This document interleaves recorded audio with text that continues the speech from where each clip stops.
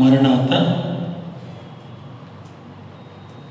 ఈ దిన ఆరాధనను ఈ ప్రత్యక్ష ప్రసాదం ద్వారా జరిగించుకుందాం.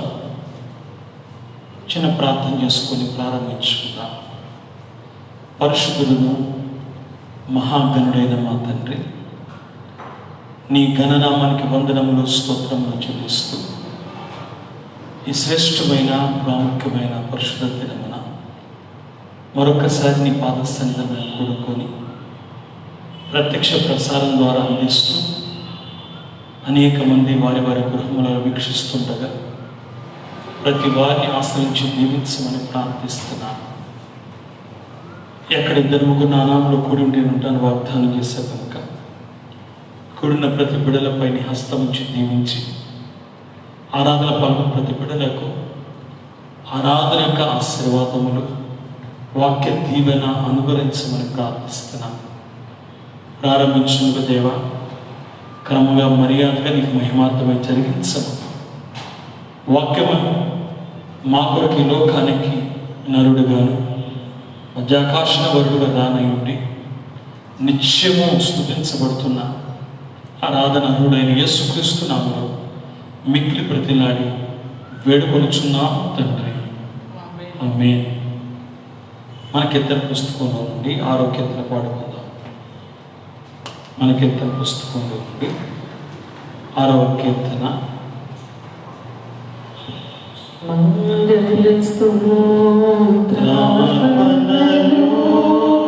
మహనీయ దేవునికి మంగళ స్తోత్రార్పణలు. మహనీయ దేవునికి అంగునా లేకున్నా అంతమోలేని స్తుతులు. మంగళాచ ఎట్టి వారినైనా ఏ స్థలమునందైనా ఎట్టి వారినైనా ఏ స్థలమునందైనా పట్టి రక్షించుటకై పాట్లోను తండ్రికి మంగళాచ యేసుక్రీస్తై వచ్చి ఇలమానవుల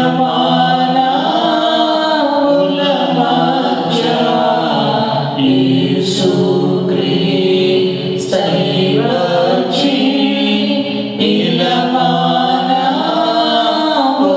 మధ్య వాసము చేసిన పరమదేవునికి మంగళాచ నరులకు తండ్రిగా వరరక్ష పుత్రునిగా నరులకు తండ్రిగా వరరక్ష పుత్రుడుగా పరిశుద్ధాత్ముడుగా బయలైన దేవునికి మంగళాచ మంగళ స్తోత్రార్పణలు. మహనీయ దేవునికి అంగునా లేకున్నా అంతమోలేని స్తుతులు. మంగళాచ. మన కీర్తన ఆంధ్రప్రదేశ్ కీర్తన నుంచి 675 కీర్తన పాడుకుందాం. ప్రభు యేసుని వదనములో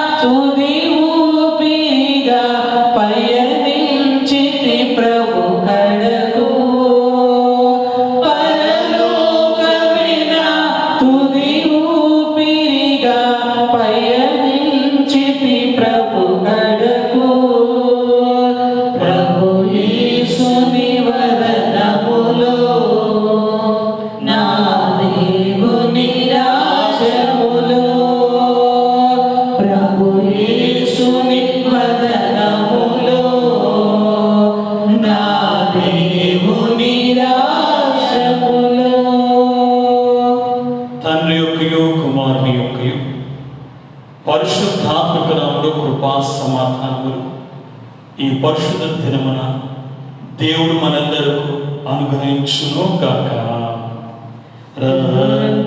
ఉత్సాహించి పాడుదము, రక్షణ దుర్గము మన ప్రభువే. రండి కృతజ్ఞత స్తోత్రముతో రారాజు సన్నిధికి ఎగుదము. సప్రభు నామము కీర్తనలన్ సంతోషగానము చేయుదము. రండి ఉత్సాహించి పాడుదము, రక్షణ దుర్గము మన ప్రభువే. మన ప్రభువే మహాదేవుడు, ఘనమహాత్మ్యము గల రాజు. భూమి అగాధపు లోయలలో, భూధర శిఖరము లాయనవే. రండి ఉత్సాహించి పాడుదము, రక్షణ దుర్గము మన ప్రభువే. సముద్రము సృష్టించిన ఆయనదే, సాక్షుని హస్తమే భూమి చేసెను. ఆయన దైవము పాలితుల మనమాయన మేపెడి గోరెదము. రండి ఉత్సాహించి పాడుదము, రక్షణ దుర్గము మన ప్రభువే. ప్రభు సన్నిధి మోకరించి ఆయన ముందర మ్రోగెదము.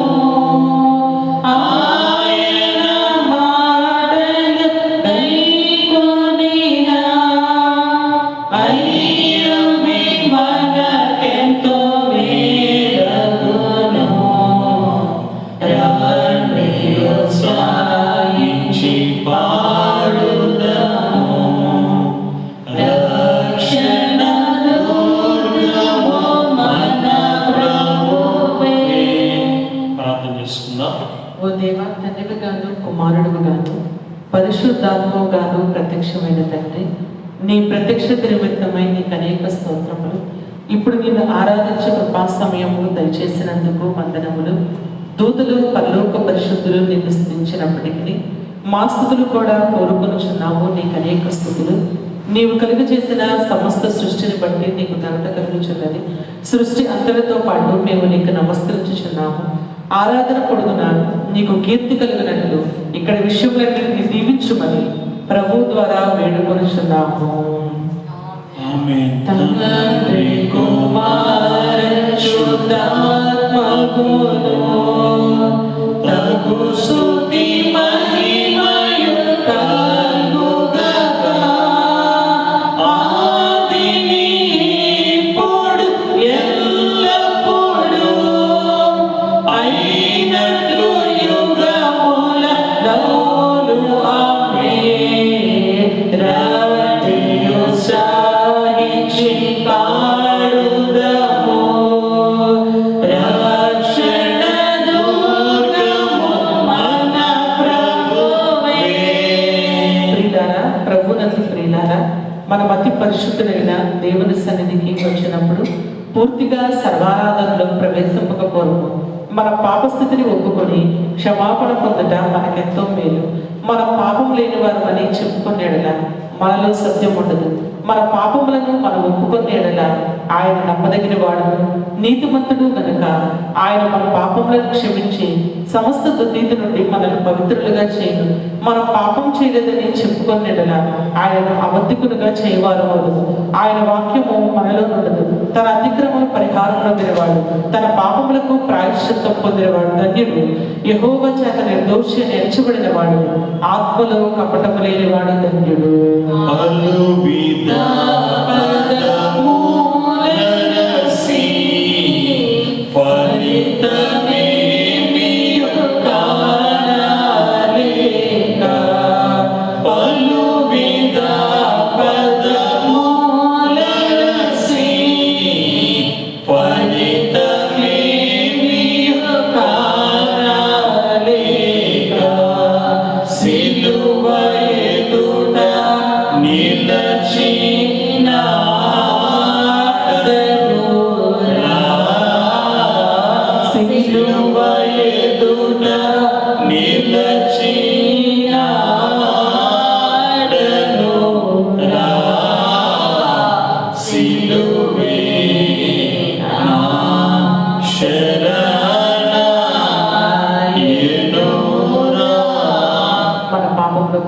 నాతో చెప్పండి. పరిశుద్ధుడైన ఓ దేవా, మేము మా జన్మను బట్టి నైజమును బట్టి పాపులపై తలపును బట్టి చూపును బట్టి పాపులపై వినుటను బట్టి మాటను బట్టి పాపులపై ప్రవర్తన బట్టి క్రియలను బట్టి పాపులపై ఈ కృపను అందుటకు మేము అయోగ్యులము మమ్మును క్షమించుమని నీ కుమారుని పరిముఖము వేడుకొనుచున్నాము.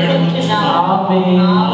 శరణు యేసు, శరణు శరణు శరణు శరణు నా ప్రభువా, శరణు యేసు, శరణు శరణు శరణు శరణు నా ప్రభువా, దురిత దూరుడ నీదరి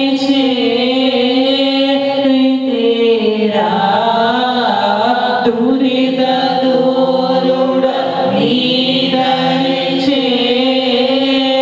చేరితిరా, సిలువే నా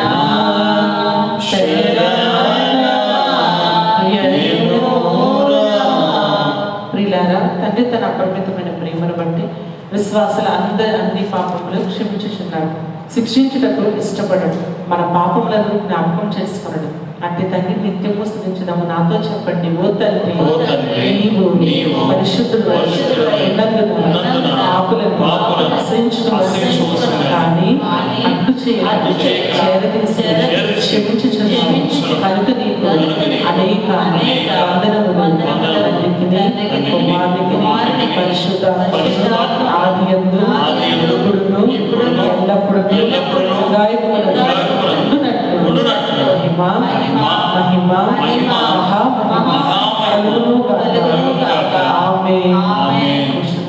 దేవ సంస్తుతి చేయవే మనసా, శ్రీమంతుడగు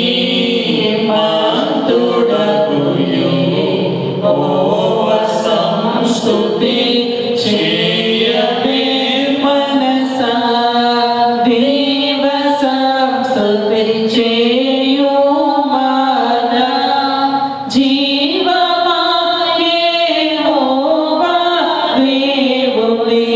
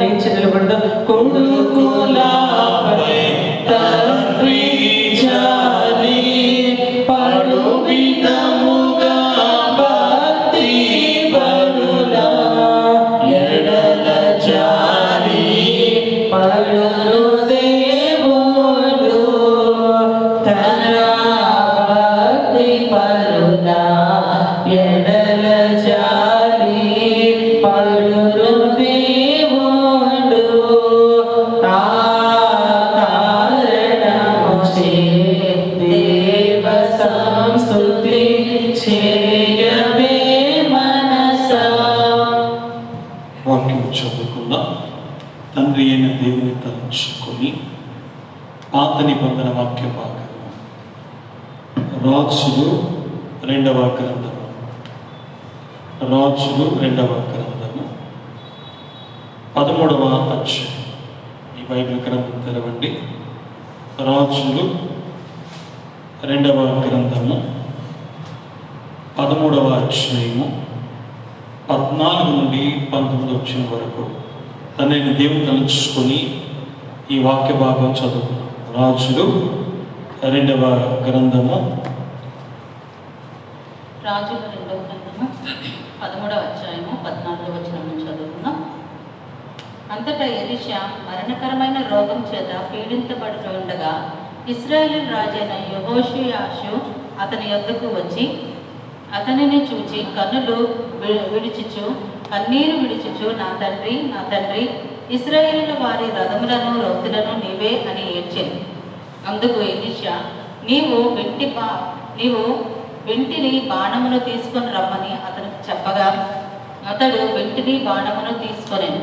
నీ చెయ్యి వెంటి మీద ఉంచుమని అతడు ఇశ్రాయేలు రాజుతో చెప్పగా అతడు తన చెయ్యి వెంటి మీద ఉంచినప్పుడు ఎలీషా తన చేతిని రాజు చేతి మీద వేసి తూర్పు వైపున నున్న కిటికీని విప్పమని చెప్పగా అతడు విప్పెను. అతడు ఎలీషా బాణమును వేయమని చెప్పగా అతడు బాణము వేసెను. అతడు ఇదిగో యెహోవా రక్షణ బాణము, సిరియనుల చేతిలో నుండి మిమ్మలను రక్షించు బాణము, సిరియను నాశనమగినట్లు నీవు అఫేకులో వారిని హతము చేయుదువని చెప్పి బాణమును పట్టుకోమనగా అతడు పట్టుకొనెను. అంతటా అతడు ఇశ్రాయేలు రాజుతో నేలను కొట్టమన్నప్పుడు అతడు ముమ్మారు నేలను కొట్టెను. అందు నిమిత్తము దైవజనుడు అతని మీద కోపించి నీవు 5 మార్లైనను 6 మార్లైనను కొట్టిన యెడల సిరియను నాశనమగు వరకు నీవు వారిని హతము చేసేదవు. అయితే ఇప్పుడు ముమ్మారు మాత్రమే సిరియలను ఓడింతువని చెప్పెను.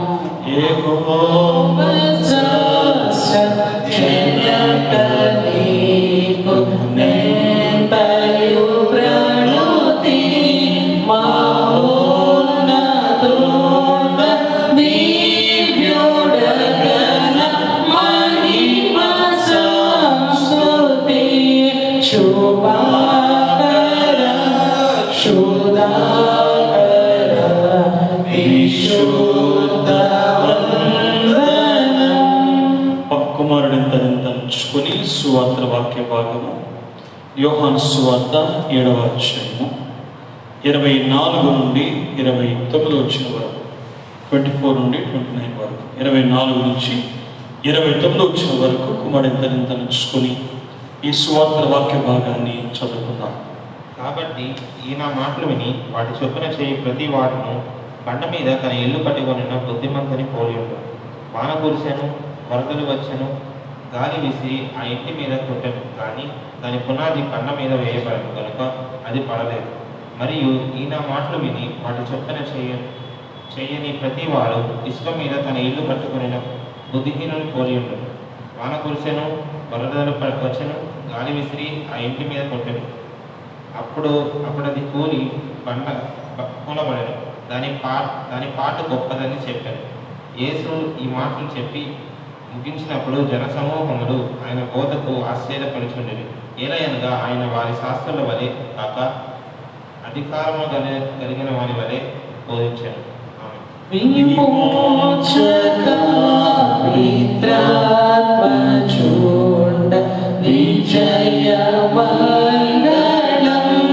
సమస్త సృష్టి సాధన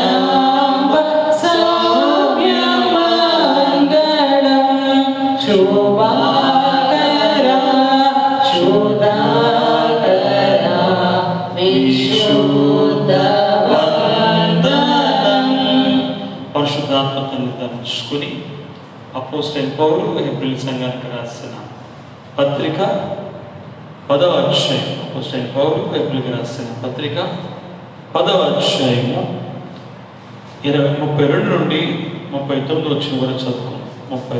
32 నుండి 39 వచ్చిన వరకు చదువుకున్నాం. అయితే మీరు వెలిగింపబడిన మీదట శ్రమలతో కూడిన గొప్ప పోరాటం సహించిన పూర్వపు దినములు జ్ఞాపకము తెచ్చుకుని ఒక విధముగా చూచితే మీరు నిందలను బాధలను అనుభవించడం చేత 10 మందిలో ఆరడిపడితే, మరి ఒక విధముగా చూచితే వాటిని అనుభవించిన వారితో పాలివారైతులు. ఏలయనగా మీరు ఖైదులో ఉన్న వారిని కరుణించి మీకు మరి శ్రేష్టమైనది స్థిరమైనదినైనా స్వాస్యమున్నదని ఎరిగి మీ ఆస్తి కోల్పోవుటకు సంతోషముగా ఒప్పుకొంటిరి. కాబట్టి మీ ధైర్యమును విడిచిపెట్టకుడి, దానికి ప్రతిఫలముగా గొప్ప బహుమానము కలుగును. మీరు దేవుని చిత్తమును నెరవేర్చిన వారే వాగ్దానం పొందు నిమిత్తము మీకు ఓరిమి అవసరమై ఉన్నది. ఇక కాలము బహు కొంచెముగా ఉన్నది. వచ్చుచున్నవాడు ఆలస్యము చేయక వచ్చును. నా ఎదుట నీతిమంతుడైన వాడు విశ్వాస మూలముగా జీవించును, కానీ అతడు వెనుక తీసిన ఎడల అతని యందు నా ఆత్మకు సంతోషం ఉండదు. అయితే మనము నశించుటకు వెనుక తీయ వారము కాము, కానీ ఆత్మను రక్షించుకున్నటకు విశ్వాసము కలిగిన వారమై ఉన్నాము. ఆమేన్. పితా పుత్ర నిర్గమ అరుణ స్తోత్రము వైరమ ప్రతుండ వాక్త హృదయ వాస స్తోత్రము శోభాకర శుద్ధాకర విశుద్ధ దైవ వాక్య పట్టిన రాశి విశ్వాసులారా, మీకు వాక్యానుసార ప్రవర్తన, రాకడ సిద్ధపాటు, ఈ ప్రత్యేకమైన విపత్తు కాలంలో దేవుడు మీకు తన సన్నిధి కాంతిని ప్రకాశింపజేసి అనుగ్రహించును గాక. వాక్యం చింతని స్థుతిద్దాము. తిరిగి దేవుడు అనే దేవ, భూమి ఆకాశముల కంటేనో వెండి బంగారముల కంటేనో గొప్ప దానము నీ గ్రంథము దయచేసావు కాబట్టి నీకు అనేక కృతజ్ఞతా స్తోత్రములు. నీవు స్వయంగా మా చెప్పాల్సిన మాటలు నీవు ఈ పుస్తకం విడుచున్న గనుక నీకు మా వందనములు సమర్పించుకుంటున్నాము. విశ్వాస ప్రమాణం చెప్పుకుందాం, కలిసి చెప్పండి. దేవుడు ఆది అంతములేని దేవుడని నేను నమ్ముచున్నాను. ఆయన ప్రేమ, న్యాయము, పరిశుద్ధత, శక్తి, జ్ఞానము, జీవము, స్వతంత్రత, ఈ మొదలైన నిత్యము మహోపేతమైన ప్రకాశించుచున్నాను. యేసుక్రీస్తు ప్రభు రూపమునకు మనుషులుగా దేవుడుగా దివ్య బోధల అద్భుతముగా ఉపకారముల మూలముగా నా పాపము, నా వ్యాధి, నా శిక్ష తన శిలువను వేసుకొని మరణమవుట మూలముగా ఆయన సమాధానం నుండి మూడవ నాడు వెలుపలికి వచ్చి పరలోకమునకు వెళ్ళుట మూలముగా తన నిజదేవతని ప్రేమను వెల్లడించడానికి నమ్ముచున్నాను. ఇప్పుడు అందరి నిమిత్తమే విజ్ఞాపన ప్రార్థన చేయుచున్నాడు. ఆయన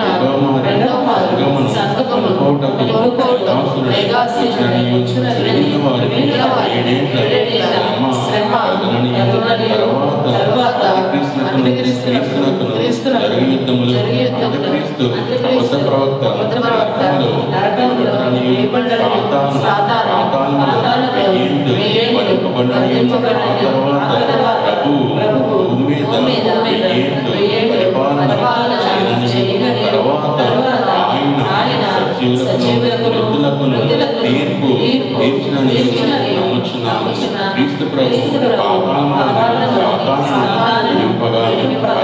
అతడు భూమికి వచ్చి గోగు మాగోగు అతడు దేవునితో యుద్ధము చేసి ఓడిపోనని క్రీస్తు అతనిని నరకములో పడవేయనని నమ్ముచున్నాను. తర్వాత ఆయన అందరికీ తీర్పు విధించినని అవిశ్వాసం నరకములోనికి పంపివేయనని నమ్ముచున్నాను. తుదకు భూమి మీద ఉన్న పరిశుద్ధులందరి ఏక సంఘములో ఉండుట వలన భూమి పరలోకములో భాగమగునని క్రీస్తు ప్రభు పరలోకములో ఉండునని నమ్ముచున్నాను. నేను పరిశుద్ధాత్మను నమ్ముచున్నాను. ఈయన తండ్రితో కుమారునితో ఏకదేవుడుగా ఉండి పనిచేయుచున్నాడని ఈయన ఆవేశములోని రాతలోనికి వచ్చినదని ఈయన వెలుగును బట్టి ఆ గ్రంథము తండ్రి ఉద్దేశించిన రక్షణ అనగా కుమారుడు తన అమూల్యమైన రక్తము వలన రక్షణ పరిశుద్ధాత్మని విశ్వాసకి అందించినని నమ్ముచున్నాను. తండ్రి కుమారునితో పాటు ఈయన కూడా ఆరాధన పొందదగు దేవుడని నమ్ముచున్నాను. పరిశుద్ధుల సహవాసమును నిత్య జీవమును గలవని నమ్ముచున్నాను. ఆమేన్.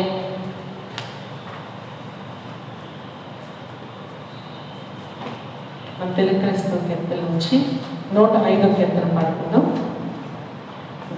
భయపడరాదు జనాంగమా, భయపడరాదు జనాంగమా, భయపడరాదు మేము భయపెట్టరాలేదు, భయపడరాదు మేము భయపెట్టరాలేదు. దయతో దీనిని విని తలచుకొనండి, దయతో దీనిని విని తలచుకొనండి. భయపడరాదు జనాంగమా, బ్రతుకు తెరువైనట్టి మాటలు మాటలు మతికి వినోదమా, బ్రతుకు తెరువైనట్టి మాటలు మాటలు మతికి వినోదమా, మతికి వినోదమా, మహిమ గదాలించండి, మతికి వినోదమా, మహిమ గదాలించండి. భయపడరాదు జనాంగమా, భయపడరాదు జనాంగమా, భయపడరాదు మేము భయపెట్టరాలేదు, భయపడరాదు మేము భయపెట్టరాలేదు. దయతో దీనిని విని తలచుకొనండి, దయతో దీనిని విని తలచుకొనండి. భయపడరాదు జనాంగమా, అదరిపోరాదు మరియు బెదరిపోరాదు సదమలముగా విని, అదరిపోరాదు మరియు బెదరిపోరాదు సదమలముగా విని, సదమలముగా విని మదిని ధ్యానించుడి, సదమలముగా విని మదిని ధ్యానించుడి. భయపడరాదు జనాంగమా, భయపడరాదు జనాంగమా, భయపడరాదు మేము భయపెట్టరాలేదు, భయపడరాదు మేము భయపెట్టరాలేదు. దయతో దీనిని విని తలచుకొనండి, దయతో దీనిని విని తలచుకొనండి. భయపడ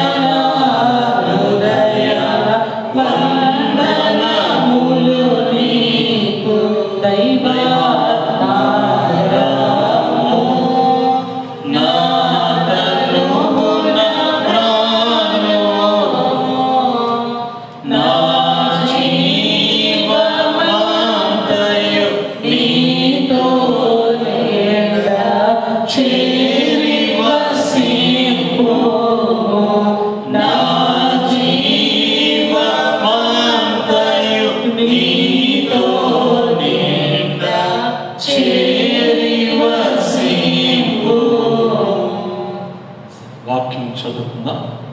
పరిశుద్ధ గ్రంథములో నుండి పరమగీత గ్రంథము 2వ అధ్యాయం.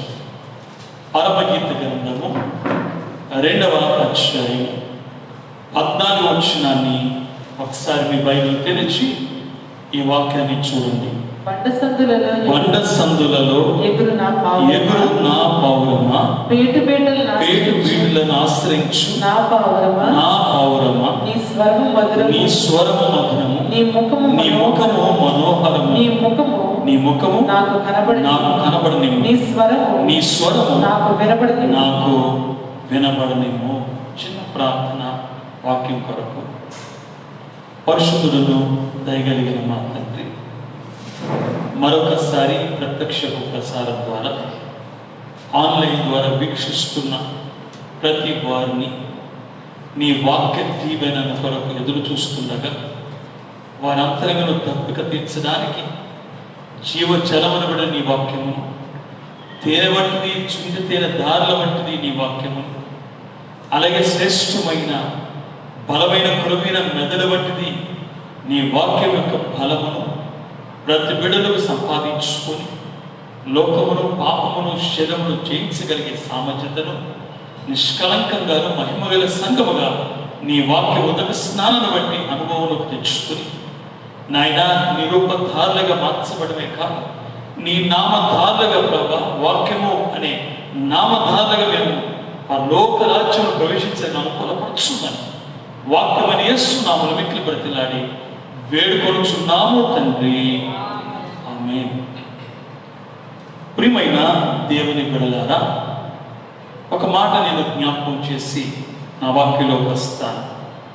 మరి కొంచెం సాంకేతిక కారణాలు బట్టి మరి ఒక అరగంట ఆలస్యంగా మన ఆరాధన ప్రారంభించుకుని అయినప్పటికీ త్వరగా 9 గంటలకల్లా నేను పూర్తి చేస్తానని మీకు మనవి చేస్తున్నాను.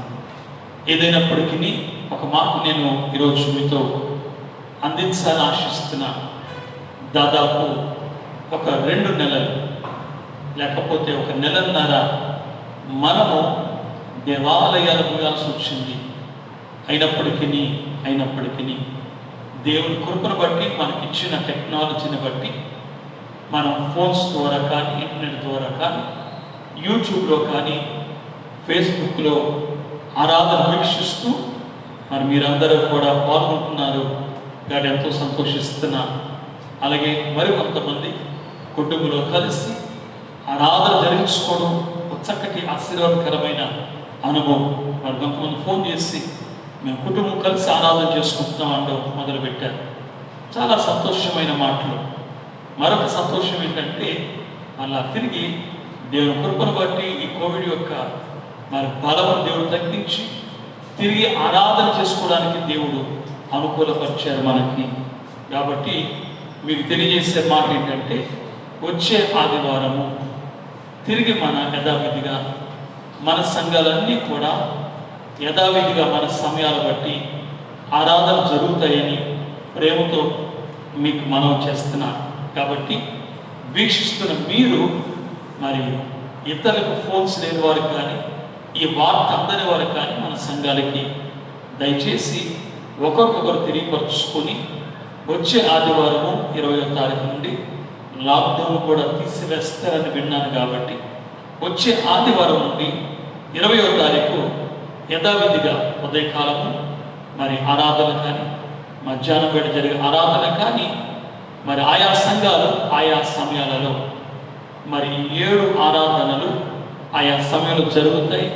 యథావిధిగా మన సమయాన్ని బట్టి జ్ఞాపకం చేసుకుని మీరు ఏ దేవాలయానికి వస్తున్నారో ఆ దేవాలయ సమయం బట్టి మీరు సమయాన్ని హాజరవ్వండి ప్రేమతో మీకు మనవి చేస్తున్నా. ఈ మాట ఒక్కొక్కరు తెలియజేసుకోండి. ఈరోజు నేను తీసుకున్న వాక్యం చాలా ప్రాముఖ్యమైన వాక్యం. కష్టకాలంలో శ్రమ కాలంలో సంఘము ఎలా ఉండాలి అని మీకు చూపించాలి అని ఆశిస్తున్నా. నా వాక్కులకు రాకముందు అయ్యగా రాసిన చక్కటి పద్యాన్ని నేను జ్ఞాపకం చేస్తాను. దేవరాజ్య విషయములు దీనమతితో వరుసగా నేర్చుకొనువ వాటి వశము దానమును కలుగు వారి దానమును వారి వశమును గానగలుగు సుఖము భూమియందు శుభము శుభము. ఈ మాటలు చాలా జాగ్రత్తగా మనం జ్ఞాపకం చేసుకుంటే ఒక శ్రేష్టమైన అనుభవాన్ని మనం సంపాదించుకోవచ్చు. ఈ కష్టకాలంలో, ఈ శ్రమణ కాలంలో సంఘము చేయాల్సిన అతి ప్రాముఖ్యమైన ఒక విషయాన్ని మేము ఉంచుతున్నాను ఈరోజు.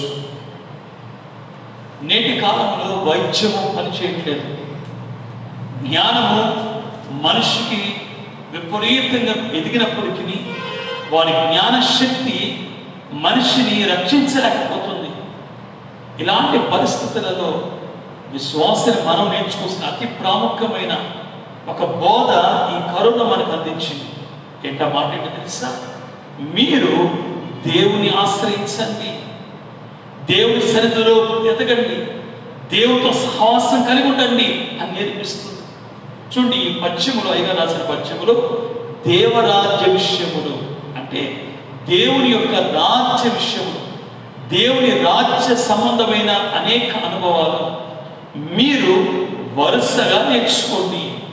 దేవరాజ్య విషయములు దీనమతితో అంటే విధేయత కలిగిన మంచి మనస్సుతో దేవుని రాజ్య విషయములు, దేవుని వాక్య విషయములు మీరు నేర్చుకోండి. ఎవరైతే దేవుని వాక్యాన్ని, దేవుని రాజ్య విషయములు, దేవుని గురించి తెలుసుకుంటారో, అయ్యగారు ఒక మంచి సూక్తి చెప్పారు. ఇక్కడ ఒక మాట గుర్తు చేస్తారు.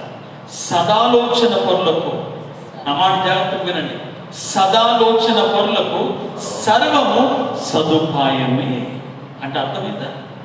సదాలోచన అంటే మంచి ఆలోచన చేసేవారికి దేవుడు వారి పనులన్నీ మార్గము సరళం చేస్తాడంట. సర్వము వారికి సదుపాయంగా మార్చబడుతుంది. సృష్టి కానివ్వండి, లోకం కానివ్వండి, శత్రుత్వం కానివ్వండి, శ్రమ కానివ్వండి, అవన్నీ శ్రమలాగా, శత్రువులాగా ఉండక అవి సదుపాయాలుగా మార్చబడతాయి, మార్గం సరళమైపోతాయి. ఎంత దీవెనకరమైన సూక్తి. కాబట్టి దేవరాజ్య విషయములు మంచి మనస్సుతో దేవుని వాక్యాన్ని విని దేవుని సన్నిధిలో గడపగలిగితే మీకు సర్వము సదుపాయాలుగా మార్చబడతాయి. చూడండి, అంత మాత్రమే కాదు, వరుసగా వాటిని నేర్చుకుంటూ ఉంటే మనం వాటి వశములకు వెళ్తే దానములు వారి వశమును అంటే దేవుని దానములన్నీ మీకు వస్తాయి. దేవుని దానములలో సృష్టి ఒకటి, దేవుని దానములో మీ ఆయుష్ ఒకటి, దేవుని దానములో మీ బిడ్డలు ఒకటి, దేవుని దానములో మీకు ఉద్యోగం కానీ వ్యాపారం కానివ్వండి, దేవుని దానములో మీకు ధనం ఒకటి, దేవుని దానములో మీకు కావాల్సిన ప్రతి ఆధ్యాత్మిక అనుభవాలు కానివ్వండి, వరాలు కానివ్వండి, మీ వశంలోకి వచ్చేస్తాయి. ఎవరి వశంలోకి ఎవరు దీవించబడతారు, ఎవరు ఆశ్రయించబడతారంటే ఎవరైతే దేవుని రాజ్య విషయములు దీనమతితో వరుసగా వారు నేర్చుకుని అనుభవం తెచ్చుకుంటారో వారికి. అలాంటి వారి గురించి ఇక్కడ మాట్లాడబడింది. ఈ భూమి మీద సుఖము భూమి అందు శుభముగా మారుతుంది. అంటే భూమి మీద కూడా మీరు శాంతి సమాధానం ఉండాలి అంటే ఒకే ఒక మార్గము. ఇప్పుడు కావాల్సిన జ్ఞానము చదువు కాదండి. ఇప్పుడు ప్రతి వారికి కావాల్సిన ఒక అనుభవం ఏంటంటే దేవుని సహవాసములకు రావడం, దేవుని అనుభవంలోకి రావడం, దైవ సహవాసములో నీవు నేను కూడా ముందుకు కొనసాగడమే ఈ విపత్తు కాలంలో మనకి చక్కటి ఆశ్రయము అని మీకు మనవి చేస్తున్నాను. మరి నేను రాకూడదని ప్రార్థిస్తున్నాను. కోవిడ్ యొక్క 3rd వేవ్, 3వ ఫేజ్లోకి వెళ్తున్నాం. ఫస్ట్ వేవ్ వచ్చినప్పుడు పోయిన సంవత్సరం ఇదే సమయానికి అందరం కూడా దేవాలయాలాగే మూసివేసి మన గృహాలు కూర్చొని ఆరాధన వీక్షిస్తున్నప్పుడు ఇన్ని మరణాలు ఎక్కడ వినాలా? అక్కడ ఒక దగ్గర వచ్చింది కోవిడ్ అని ఆ వీధి బ్లాక్ చేయడం, ఎవరు అక్కడ వెళ్ళొద్దని చెప్పడం, అంత శానిటైజ్ చేయడం, కొన్ని దినాలు ఉన్నాం, ఎక్కడో కొన్ని మరణాలు వింటూ వచ్చాం. కానీ ఆగిపోయింది అనుకున్నాం. కానీ 2వ వేవ్ వచ్చింది. 2వ ఫేజ్కి వచ్చేసరికి, ఈ సంవత్సరంకి వచ్చేసరికి చుట్టుపక్కల ప్రతి ఇంటి చుట్టుపక్కల, ప్రతి గ్రామంలో, ప్రతి రాష్ట్రంలో వందల నుండి వేల నుండి లక్షల్లోకి పెరిగిపోయినాయి భారతదేశంలో మరణాలు. ఇరుగు పొరులో కనీసం మన ఊర్లో 10 మందినైనా చూస్తున్నాం చనిపోయిన వాళ్ళు. ఎంత భయంకరమైన పరిస్థితి. మూడో ఫేజ్ రాకుండా చూడాలని నా ప్రార్థన. మూడో వేవ్ వస్తే ప్రతి ఇంట్లో మరణం ఉంటుంది అని కొంతమంది డాక్టర్లు అలాగే న్యూస్ మనకు అందించేవారు తెలియజేస్తున్నారు. ఎంత భయంకరంగా చూడకూడదు. అది రాకూడదని మన ప్రార్థన. దేవుని చిత్తమైతే మనం ఏం అడుగు చెప్పలేము, ఎందుకంటే ఆయన చిత్తమే నెరవేరాలి అని మన ప్రార్థన. ప్రతి పరలోక ప్రార్థన మనం చేసే మాట అదే.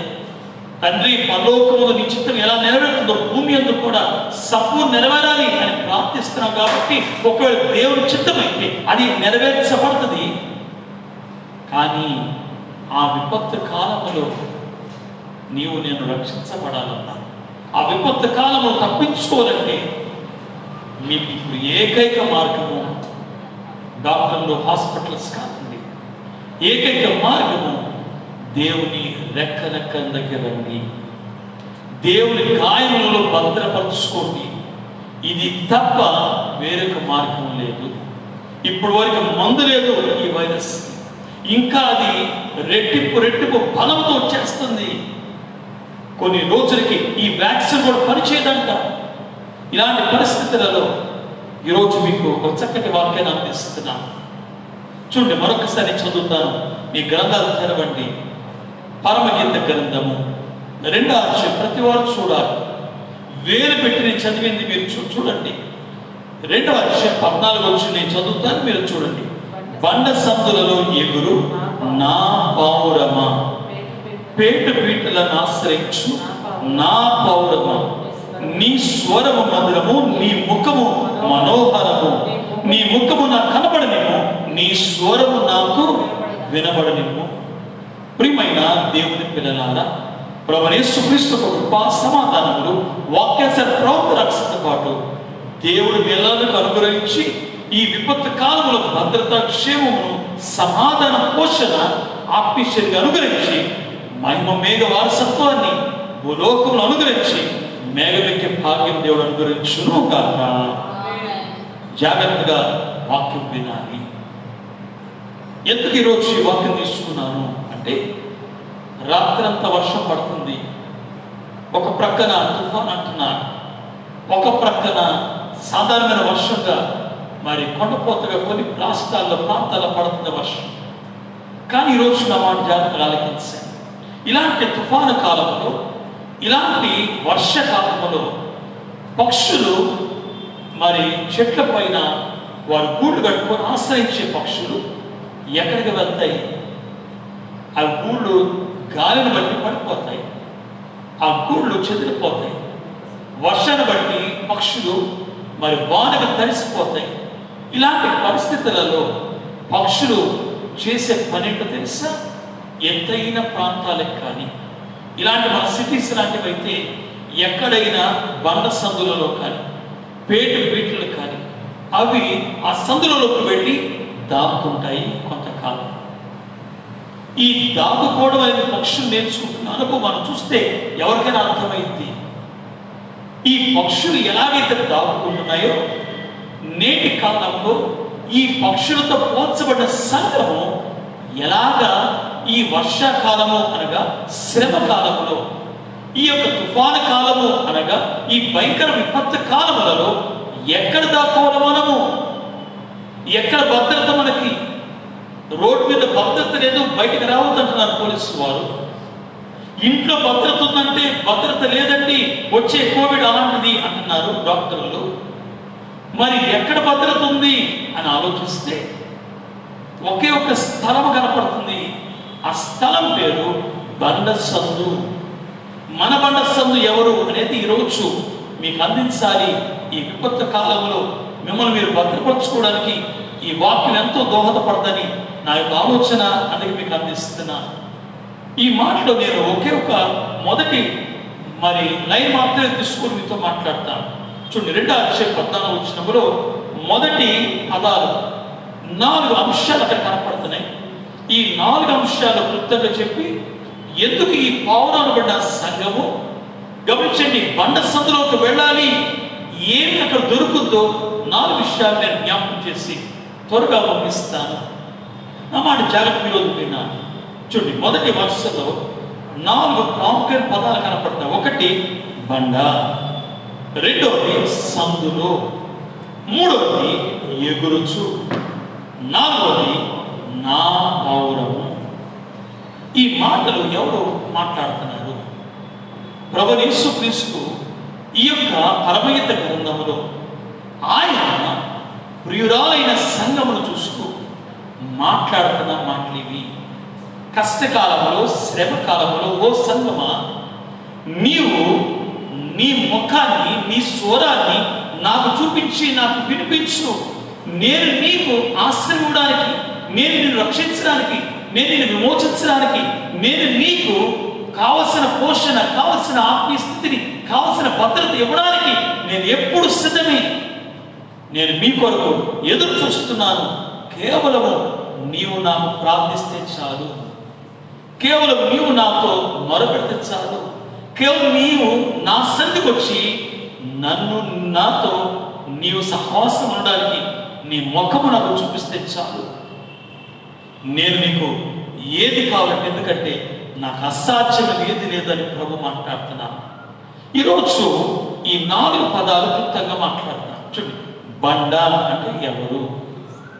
ఏ సందులోకి పౌరవనబడిన సంఘము వెళ్ళాలి? బండ అనే మాటను మనం ఆధ్యాత్మిక తీసుకుంటే అపోస్తలుడైన పౌలు కొరింథీ సంఘానికి రాసిన మొదటి పత్రికలో 4వ అధ్యాయం 10వ వచనంలో, క్షమించండి 10వ అధ్యాయం 4వ వచనంలో ఒక ప్రాముఖ్యమైన మాట పౌలు మాట్లాడుతున్నాడు. ఆ మాట ఏంటి అంటే, ఆత్మ సంబంధమైన వాటిని వాడు త్రాగాలని, వాడు ఆత్మ సంబంధమైన త్రాగితే దేవుడు ఏమన్నాడు? ఆ బండ నుండి వచ్చే నీళ్లు ఆత్మ సంబంధమైనవి అంటే అక్కడ మంచి మాట రాయబడింది. ఆ బండ ప్రభువైన యేసుక్రీస్తు అని. పౌలు క్రీస్తును బండతో పోల్చారు. ఆ బండ ప్రభువైన క్రీస్తు అనే అనుభవాన్ని జ్ఞాపకం చేస్తుంది. ఈరోజు నా మాట జాగ్రత్త అందుకే వినాలి. ప్రియమైన దేవుని పిల్లలారా, బైబిల్ గ్రంథములో అనేక అనుభవాలు మనకు కనపడుతున్నాయి.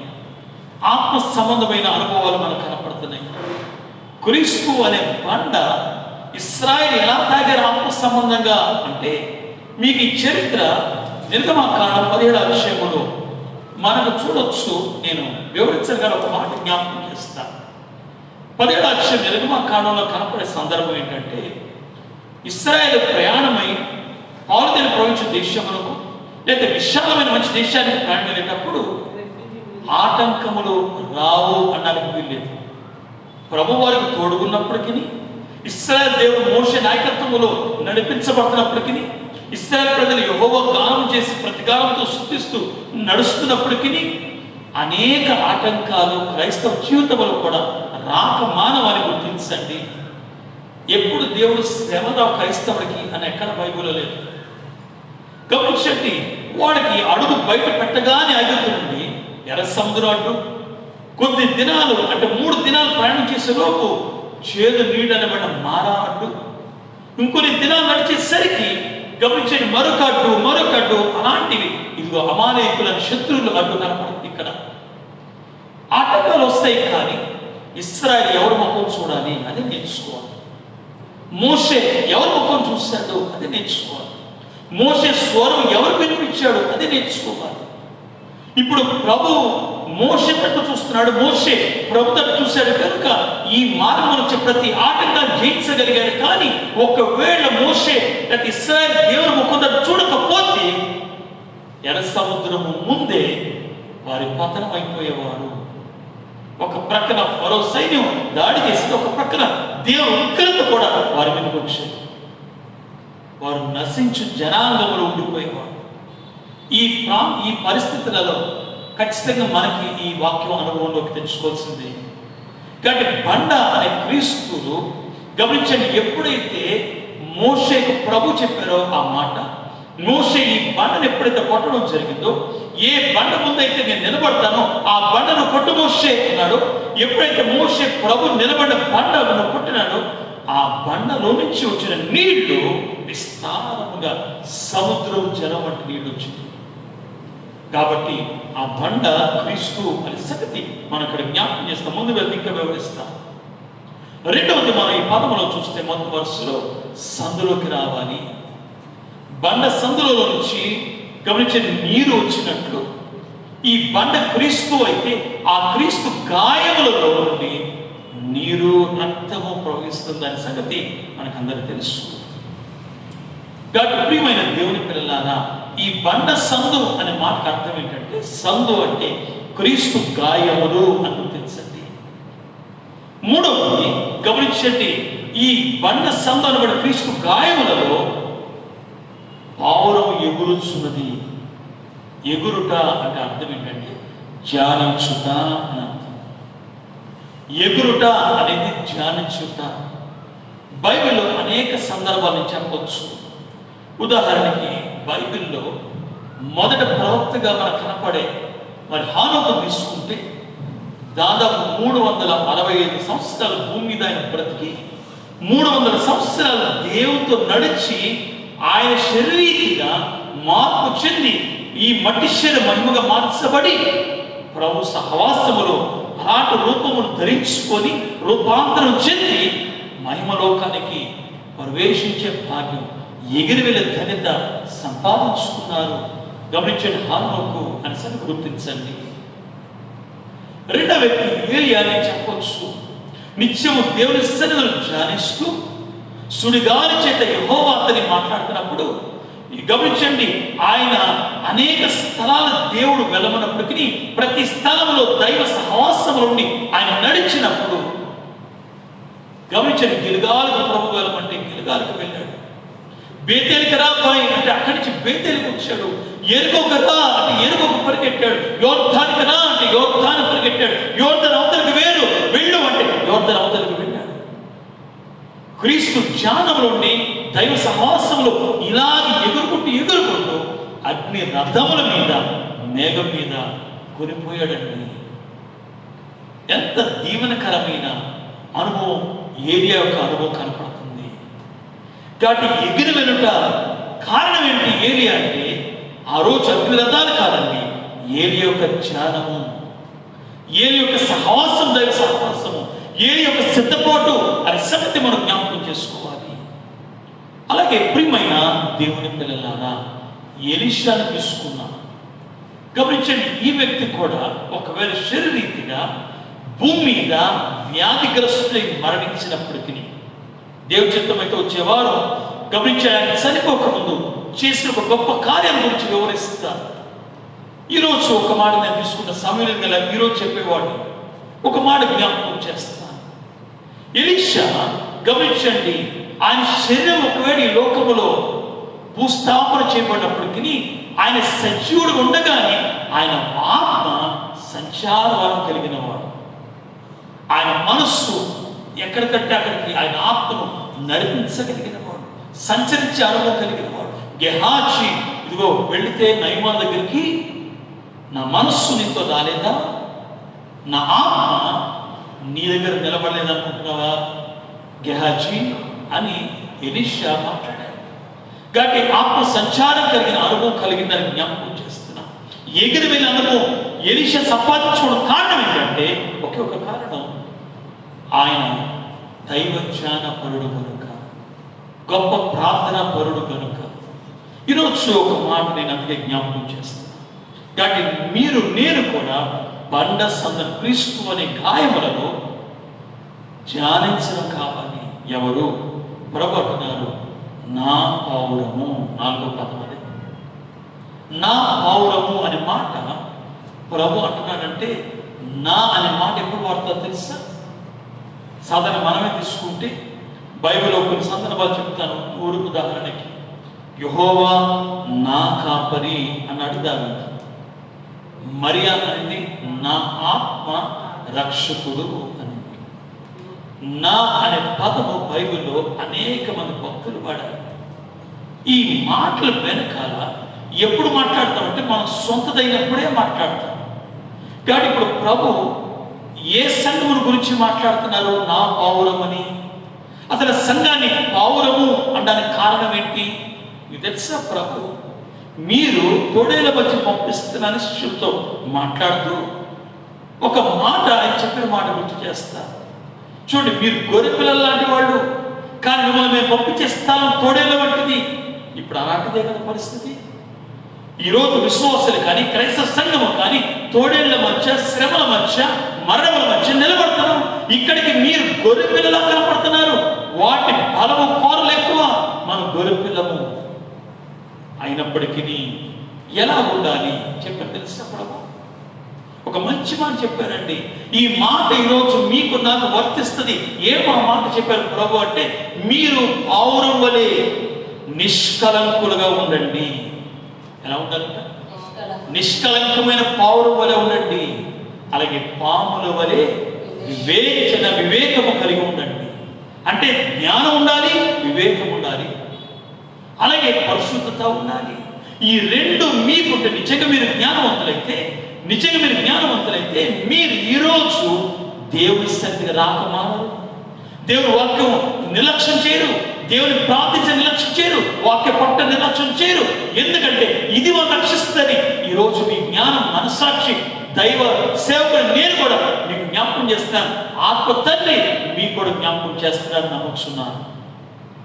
కానీ ప్రియమైన దేవుని పిల్లలన్నా, ప్రభు అంటున్నారు నా పావురము. రెండు సంఘాలండి భూమి మీద, క్రైస్తవ సంఘాలు. బహిరంగ కనపడే సంఘము, అంతరంగా కనపడే సంఘము. ఇప్పుడు ప్రభు మాట్లాడితే బహిరంగ కనపడి కేవలం నేను గుడికి వస్తున్నాను, నాకు ఖాతగా బ్రతుకుతూ దశభాగాలు ఇస్తున్నాను, కానుకలు ఇస్తున్నాను, లేదా పని చేస్తున్నాను అనే సంఘముల గురించి ప్రభు మాట్లాడట్లా. ప్రభు మాట్లాడుతున్న మాటలు ఎవరి గురించి? నా పౌరము అని ప్రభు మాట్లాడుతున్నా తెలుసా?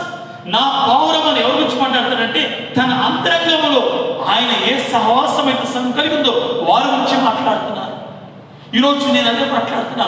కాబట్టి నా పౌరం అంటే దేవుడికి సొంతమైన సంఘము, నిష్కలంకమైన సంఘము, ఆదరణ కలిగిన సంఘము, దేవుని చేత పోషించబడుతున్న సంఘము, దేవుని కొరకు తమ యొక్క పాపను విడిచిపెట్టి ఆయన రక్తంలో కడగబడి శుద్ధీకరించబడిన సంఘము, దేవుని యొక్క కృపను అందుకొని దేవుని సన్నిధి సహవాసములో వర్ధిల్లుతున్న సంఘముల గురించి ప్రభు మాట్లాడుతున్న మాట ఏంటంటే నా పౌరము. ఈరోజు ఈ నిష్కలంకమైన సంఘం అనబడిన మనమైతే నీ స్వరమును అభినందించు, నీ మొక్కను చూపించు. ఇదిగో ఈ శ్రమల కాలంలో నేను ఎత్తుకొని నడుస్తాను. ఎంత గొప్ప అనుభవం ప్రభు మనకు అందిస్తున్నా. ఈరోజు నేను మరొకసారి మళ్ళా ప్రశ్న వేస్తున్నా. ఎందుకు బండ సందులలో దేవుని పౌరముల సంఘములను మనము ఎందుకు అక్కడ జాగించాలి, ఎగరాలి? 4 అంశాలు ఎందుకొరకు మనం ఎగరాలో నేను జ్ఞాపకం చేస్తాను. ఏ బండ అనబడ్డ క్రీస్తు గురించి మాట్లాడుతున్నాను. ఆ బండ సందులలో సత్పరబడిన మనము ఎందుకు జాగించాలో నేను త్వరగా జ్ఞాపకం చేస్తాను. జాగ్రత్త వాక్యం వినాలి అని మీకు మనవి చేస్తున్నా. ప్రియమైన దేవుని పిల్లలారా, చూడండి, యేసు ప్రభు శిలువ మీద వేలాడుతున్నప్పుడు ఒక సైనికుడు చూడండి ఆయన ప్రక్కన పొడిచాడు. శతాధిపతి కాదు, శతాధిపతి ఆర్డర్ వేశాడు. సైనికుడు ఒకడు భటుడు వచ్చి ఆయన ప్రక్కన పొడిచాడు. ఈ పొడవడానికి కారణం మనకు తెలుసు. ఎందుకంటే యేసు ప్రభు మరణించాడో లేదో ఆ రిపోర్టు గమనించండి. మరణించే వరకు శిలువ మీద వేలాడదీసే అనుభవం ఈ శతాధిపతికి ఉంది, ఆ బాధ్యత. ఆయన చనిపోతే అప్పుడు రిపోర్ట్ తీసుకెళ్ళి పిలాతు గవర్నర్ గారికి చెప్పాలి. కానీ ఒక భటుడు ఆర్డర్ వేస్తే వాడు వెళ్ళి యేసు ప్రక్కన పొడిచాడు. ఆ పొడిచినప్పుడు ప్రక్కన గాయంలో నుండి 2 అనుభవాలు క్రైస్తవ సంఘానికి దక్కుతున్నాయి. ఆ గాయంలోకి వెళ్ళాలి. అయ్యగారు అన్నారు, ఈ గాయమే సంఘము కొరకు ప్రభు చేసుకున్నది. ఈ గాయమే సంఘమును ప్రదానం చేసుకోవడం కారణమైంది. ఈ గాయమే సంఘములకు భద్రత కలిగిన స్థలము. ఎంత దీవెనకరమైన అనుభవం ఈరోజు మీతో పంచుకుంటున్నాను. నా మాట అందుకే జాగ్రత్తగా విన్నారు. గమనించండి, ఈ గాయముల నుండి మొదట రక్తం వచ్చింది, ఆ తర్వాత నీళ్లు కూడా వచ్చినవి అని వాక్యం రాయబడింది. ఈరోజు ఈ బండ సందు అనబడిన క్రీస్తు గాయములోనికి ఎందుకు సంఘం వెళ్ళాలి? ఈ భయంకర విపత్తు కాలంలో ఎందుకు క్రైస్తవ సంఘము ఆ గాయంలోకి వెళ్ళాలి? ఎందుకు వెళ్ళాలో తెలుసా? రెండు అనుభవాలు ఇక్కడ చెప్తున్నాను. ఒక అనుభవం ఏంటంటే, ఈ యొక్క గాయములలో నుండి నీరు వస్తుంది. సంఘం యొక్క దప్పిక తీర్చుకోవాలి అంటే ఇదిగో ఈ గాయములు అనబడి బండ సందులోకి వెళ్తే నీ దప్పిక తీర్చబడుతుంది. ఇక్కడ నీటి ధారలు కనపడుతున్నాయి. ఇందాక నేను జ్ఞాపకం చేశాను కదా, ఆ మాట ఏంటంటే 17వ నిర్గమకాండం నుంచి అక్కడ ఒక బండ కనపడుతుంది. ఆ బండను కొట్టినప్పుడు నీళ్లు వచ్చినవి అని ఈ అనుభవం కీర్తనకారుడు రాస్తూ 78వ కీర్తన ఒకసారి 15-16 వచనాలు చూస్తే అక్కడ మీకు ఈ అనుభవం కనపడుతుంది. నేను ఆ మాట చదువుతా చూడండి. అరణ్యములో ఆయన బండలు చీల్చి సముద్రమంత సమృద్ధిగా. చూడండి, ఎన్ని నీళ్ళు వచ్చి ఉంటాయి. కొన్ని లక్షల మంది ఇశ్రాయేలు కాపలానికి ఒక బింది, ఒక కొండ నీళ్ళు సరిపోవండి, ఒక రాతి నీళ్ళు సరిపోవు.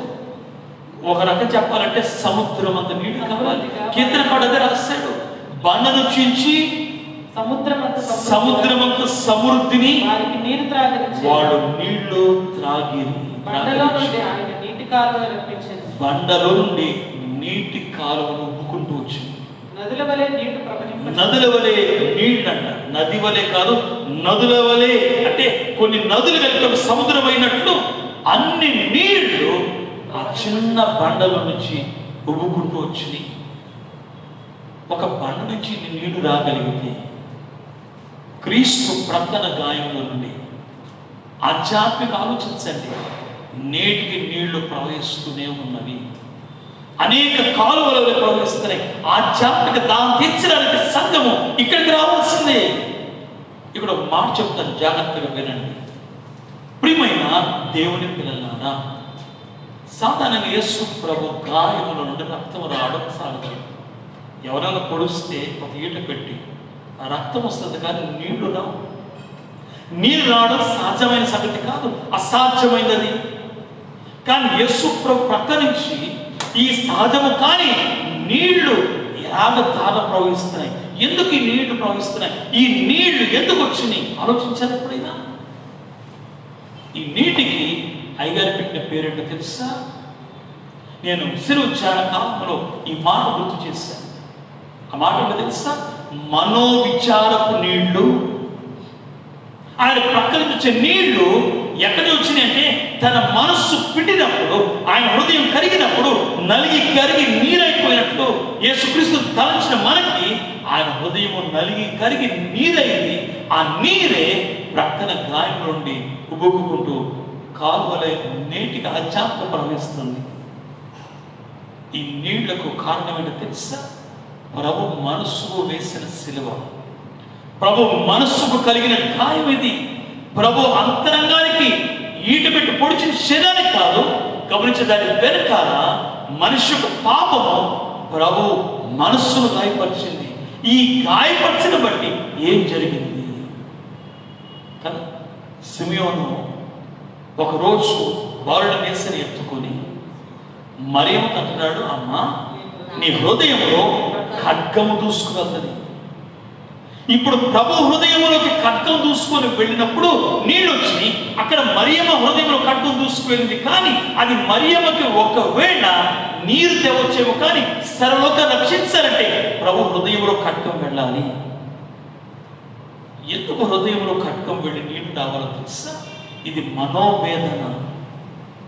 ప్రతి మనుషుడు రోజు ఏదో రకంగా బాధపడుతూనే ఉన్నా, అది ఆర్థికంగా కానివ్వండి, ఆధ్యాత్మికంగా కానివ్వండి, శత్రువులు బట్టి కానివ్వండి, పరిస్థితులు బట్టి కానివ్వండి, వ్యాపారం బట్టి కానివ్వండి, లేదా డబ్బు లేకపోవడము, తినడానికి లేకపోవడము, పని లేకపోవడము, ఆరోగ్యం లేకపోవడం కానివ్వండి, మనోవేదన ఎక్కువైపోతుంది ప్రతి వారికి. వచ్చే భవిష్యత్తు ఎలా ఉంటుంది ఎవరికి అర్థం కావట్లా. అసలు ఈ భూమి ఇంకెంతకాలం బ్రతుకుతో ఎవరు అంచనా వేయలేకపోతున్నారు. ప్రతి వాడి చేతిలో బాంబులు రెడీ చేసుకుని కూర్చున్నారు.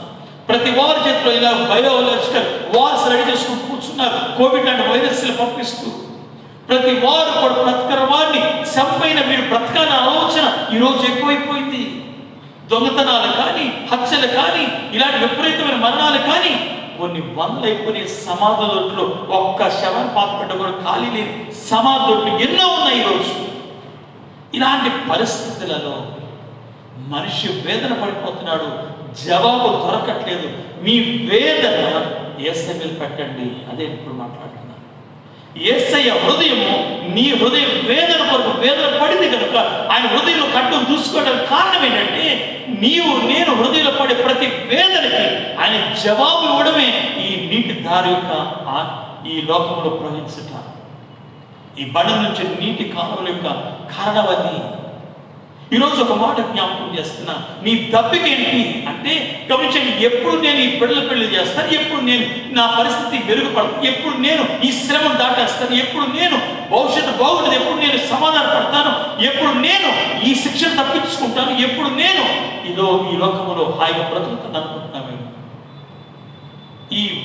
ఈ విషయాలలో మీకు జవాబు రావాలంటే మీ శ్రమ, మీ కష్టం, మీ ప్రయాస యేసయ్య మీద పెట్టండి. భారం మోస్తున్న సమస్త జనులారా నా యొద్దకు రండి, నేను మీకు విశ్రాంతి ఇస్తాను, నేను మీకు సమాధానం ఇస్తాను, నేను మీకు అవసరం ప్రతి అవసరం తీరుస్తాను. శ్రమలలో కూడా మీరు సంతోషం బ్రతకడానికి మార్గం సరళం చేస్తాను. ప్రతి శోధన తప్పించే సులువైన మార్గాన్ని నేను ఇస్తానని అనేక చోట్ల బైబిల్లో రిఫరెన్స్ ఉన్నాయండి. కాబట్టి ఈ పౌరమైన నిష్కలంకమైన సంఘం యొక్క దప్పిక ఏంటంటే మనోవేదన తీసుకోవడానికి ఎక్కడికి వెళ్ళాలి? గూడు పడిపోయిన పౌరు, చెట్టు మీద ఉన్న పక్షులు బండసంలో పరిగెట్టినట్లు ఈరోజు గూడు చెదిరిపోతున్న కుటుంబాలు, గూడు చెదిరిపోతున్న విశ్వాసులు, గూడు చెదిరిపోతున్న అనేక మంది భక్తులు ఎక్కడ పరిగెట్టాలి అంటే యేసయ్య గాలిలో పరిగెట్టండి. మీ మనోవేదనకి భూమి మీద మందు లేదంటారు. ప్రభువే మందు అయిపోయాడు గుర్తించాలి. ఆయన శరక్తములే మీకు మందు, ఆయన గాయమే మీకు భద్రత. ఆయన గాయం యొక్క లోపలకు ప్రవేశించడం బట్టి మీకు క్షేమము, సమాధాన, శాంతి అని మీకు జ్ఞాపకం చేస్తున్నాను. ఈ దప్పును తీసుకోవడానికి పావురము బండ సందులోకి వెళ్ళాలి. అందుకొరకే నా పౌరము ఇదిగో బండ సందులోకి వచ్చేస్తుంది అని ప్రభు అంటున్నారు. త్వరగా మాట్లాడతారు. రెండవది మనం చూస్తే ఎందుకు పావురము బండ సందులోకి వెళ్ళింది? ఇక్కడ చాలా జాగ్రత్తగా మాట జ్ఞాపకం చేస్తున్నా. ఈ గాయముల నుంచి రక్తము కూడా కారింది. ఇదే సందర్భం. ఎందుకు రక్తము ఈ సంఘానికి అవసరం? రక్తము ఏం చేస్తుంది ఈ సంఘాన్ని? ఈ పౌరం నిష్కలంకము అని పేరు పెట్టుకోవడానికి కారణమే ఈ రక్తం కాదా? యేసుక్రీస్తు ఈ భూమి మీదకి వచ్చి కేవలము ఆయన ఎందుకు రక్తం చిందించాలి? దేవుడు కదా, ఆయన ఒకవేళ పాపాన్ని పో అని ఆర్డర్ వేయచ్చు కదా. కలుగుగా సృష్టించిన ఆయన అలా అనకుండా రక్తం చిందించడానికి కారణం ఏంటి? పాత నిబంధనలు కనబడే ప్రతి బలి పశువుకు కారణం ఏంటి? నూతన నిబంధనలో బలులు లేవు కానీ క్రీస్తు శిలువ బలిపీఠ మీద బలవడానికి కారణం ఏంటి? ఆయన రక్తం చిందించడానికి కారణం ఏంటి? మీకు తెలుసా మనిషి ప్రాణం ఎక్కడ ఉంటుందో? ఈరోజు రక్తం కావాలి, రక్తమే ప్రాణం. ఈ వైరస్ ఎక్కడ బ్రతుకుతుందో తెలుసా? మీ రక్తాన్ని కూడా చేస్తుంది, నీరుగా మార్చేస్తుంది. మనిషి ఊపిరి ఆడకి చచ్చిపోతున్నాడు. నా మాట అందుకే జాగ్రత్త వినాలి. రక్తమే దేహం యొక్క ప్రాణం అని ఎప్పుడో పాత నిబంధనలో రాయబడింది. నేటి కాలంలో డాక్టర్ తెలుసు, మనకి తెలుసు మన ప్రాణమే రక్తమని. ఇప్పుడు ఈ రక్తము కొరకు ఈ యొక్క ప్రాణం దక్కించుకోవడం కొరకు పావురం వెళ్ళాల్సిన ఏకైక స్థలం. అందుకని చెప్పాను, ఈ కోవిడ్ కాలంలో మీ ప్రాణం దక్కాలి అంటే పరిగెట్టాల్సిన డాక్టర్ దగ్గర కాదు, మీరు పరిగెట్టాల్సిన పరవైద్యుడైన యేసుక్రీస్తు దగ్గరికి, ఆయన సన్నిధిలోకి, ఆయన గాయంలోకి పరిగెట్టండి.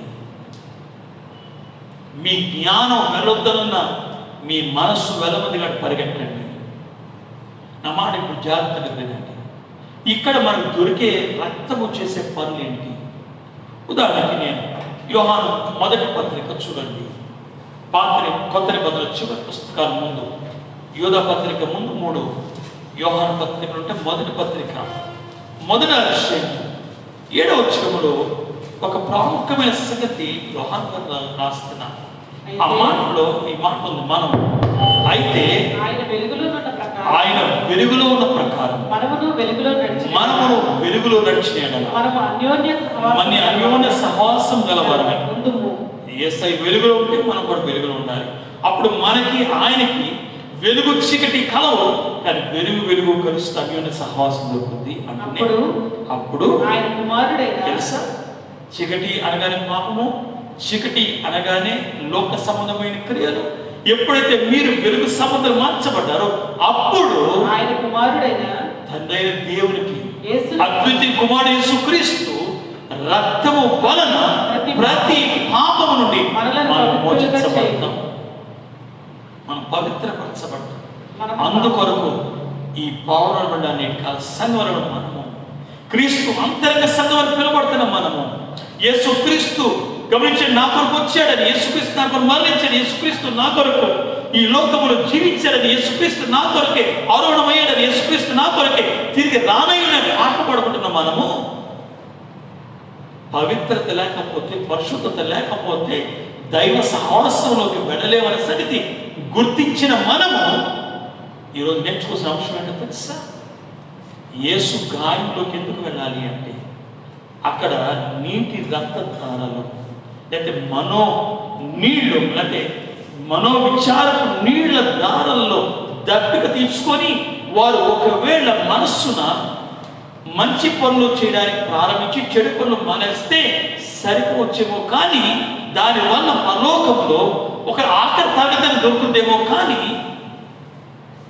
మీరు మాత్రం ప్రభు సింహాసనం కూర్చున్న భాగ్యం పోగొట్టుకుంటారు. మరి ఏం చేయాలి? రెండోది అంటే మీరు క్రీస్తు రక్తంలో కూడా కడగబడాలి, ప్రతి పాపను పవిత్రపరచబడాలి. కానీ యేసుక్రీస్తు రక్తములో కడగబడని వాడు దేవుని సింహాసనం దగ్గరికి సమీపించలేడు. అందుకే ఇక్కడ ఏమని యోహాను అంటే తన కుమారుడైన యేసుక్రీస్తు రక్తము ప్రతి పాపము నుండి సంఘము పవిత్రపరచబడాలి. పరిశుద్ధమైన సంఘము, నిష్కలకమైన సంఘము, మహిమల సంఘముగా నువ్వు మార్చగలడానికి ఆయన రక్తమే కారణం. అందుకే పౌరములను మనము ఆ రక్తధారలు కడగబడ్డానికి, దప్పిక తెచ్చుకోవడానికే కాదు, శుద్ధీకరణ కొరకు మీరు వెళ్ళాల్సిన స్థానము బండ సందులోకి. కాబట్టి ప్రియమైన దేవుని పిల్లలారా, ఇలా నలుగులోకి వెళ్ళినప్పుడు మన ఆత్మ, మన శరీరము శుద్ధి చేయబడుతుంది. ఉదాహరణకి ఇంకో మాట కూడా జ్ఞాపకం చేస్తాను.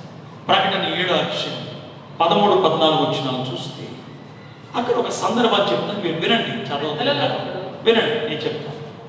పెద్దలలో ఒకడు వచ్చి యోహాను అడుగుతున్నాడు, పరలోకం చూపిస్తున్నాడు. కొంతమంది తెల్లటి వస్త్రాలు వేసుకొని తగ్గతగా వెలిసిపోతున్నాయి. వారు గుంపు వస్తుంటే వీళ్ళెవరో తెలుసా అని యోహాన్ని ఆ పెద్దలను ఒకటి అడిగాడు. యోహాను వాడు చూసి, నాకెలా తెలుస్తుంది? నేను భూలోకం నుండి ఆత్మవశం చెంది ఇక్కడికి వచ్చాను, మీరు ఇక్కడ ఉన్నవాడు కదా, మీకే తెలుస్తుంది, నాకే తెలుస్తుంది. వీళ్ళెవరో నేను ఎప్పుడు చూసినట్లుగా నాకు అనిపించట్లేదు, గుర్తుపట్టలేకపోతున్నాను. ఎందుకంటే వారి మహిమ, వారి వస్త్రములు అంత శుభ్రంగా నేను ఎప్పుడు చూడాల. ఈ భూమిని ఏ చాకని కూడా అలాంటి తెల్లని ఉతకలేడు, అంత తెల్లటి వస్త్రాలు కనపడుతున్నాయి. ఎవరండి అని ఎదురు యోహాను మళ్ళా పెద్దలను అడుగుతున్నాడు. అప్పుడు ఆయన చెప్పిన మాట ఏంటంటే, వీళ్ళు మహాశ్రమ నుండి వచ్చిన వారు.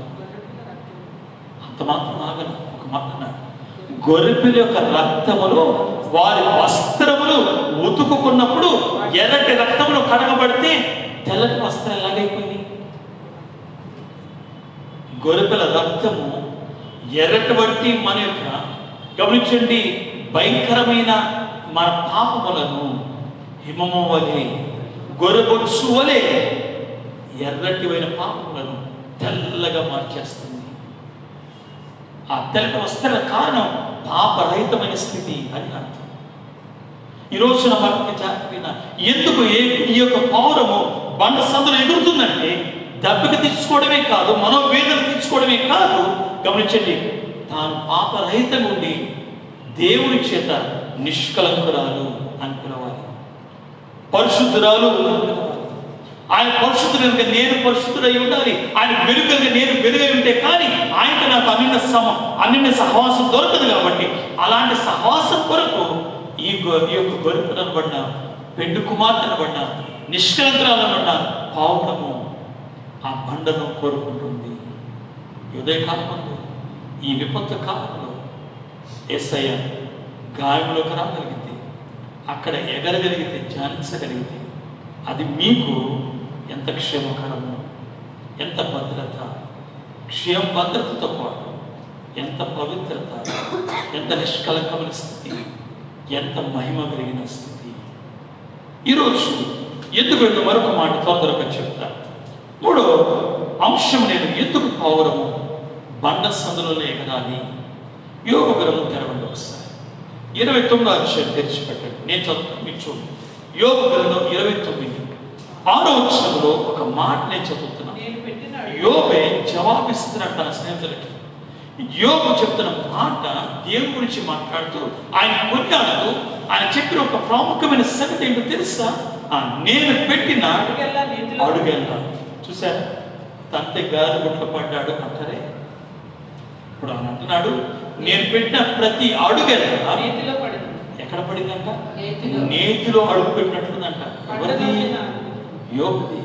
అంటే యోబు ఏ పని చేసినా దేవుడు సఫలపరిచేస్తూ వచ్చాడు. ఈ మాట సాక్ష్యం ఇస్తున్నాడు.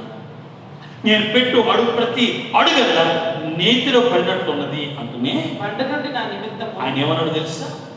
బండ నుండి నా నిమిత్తము నూనె ప్రవాహంగా పారింది. ఇంకా పట్టణపు గుమ్మమునకు వెళ్ళినప్పుడు రాజవీధిలో నా పీఠము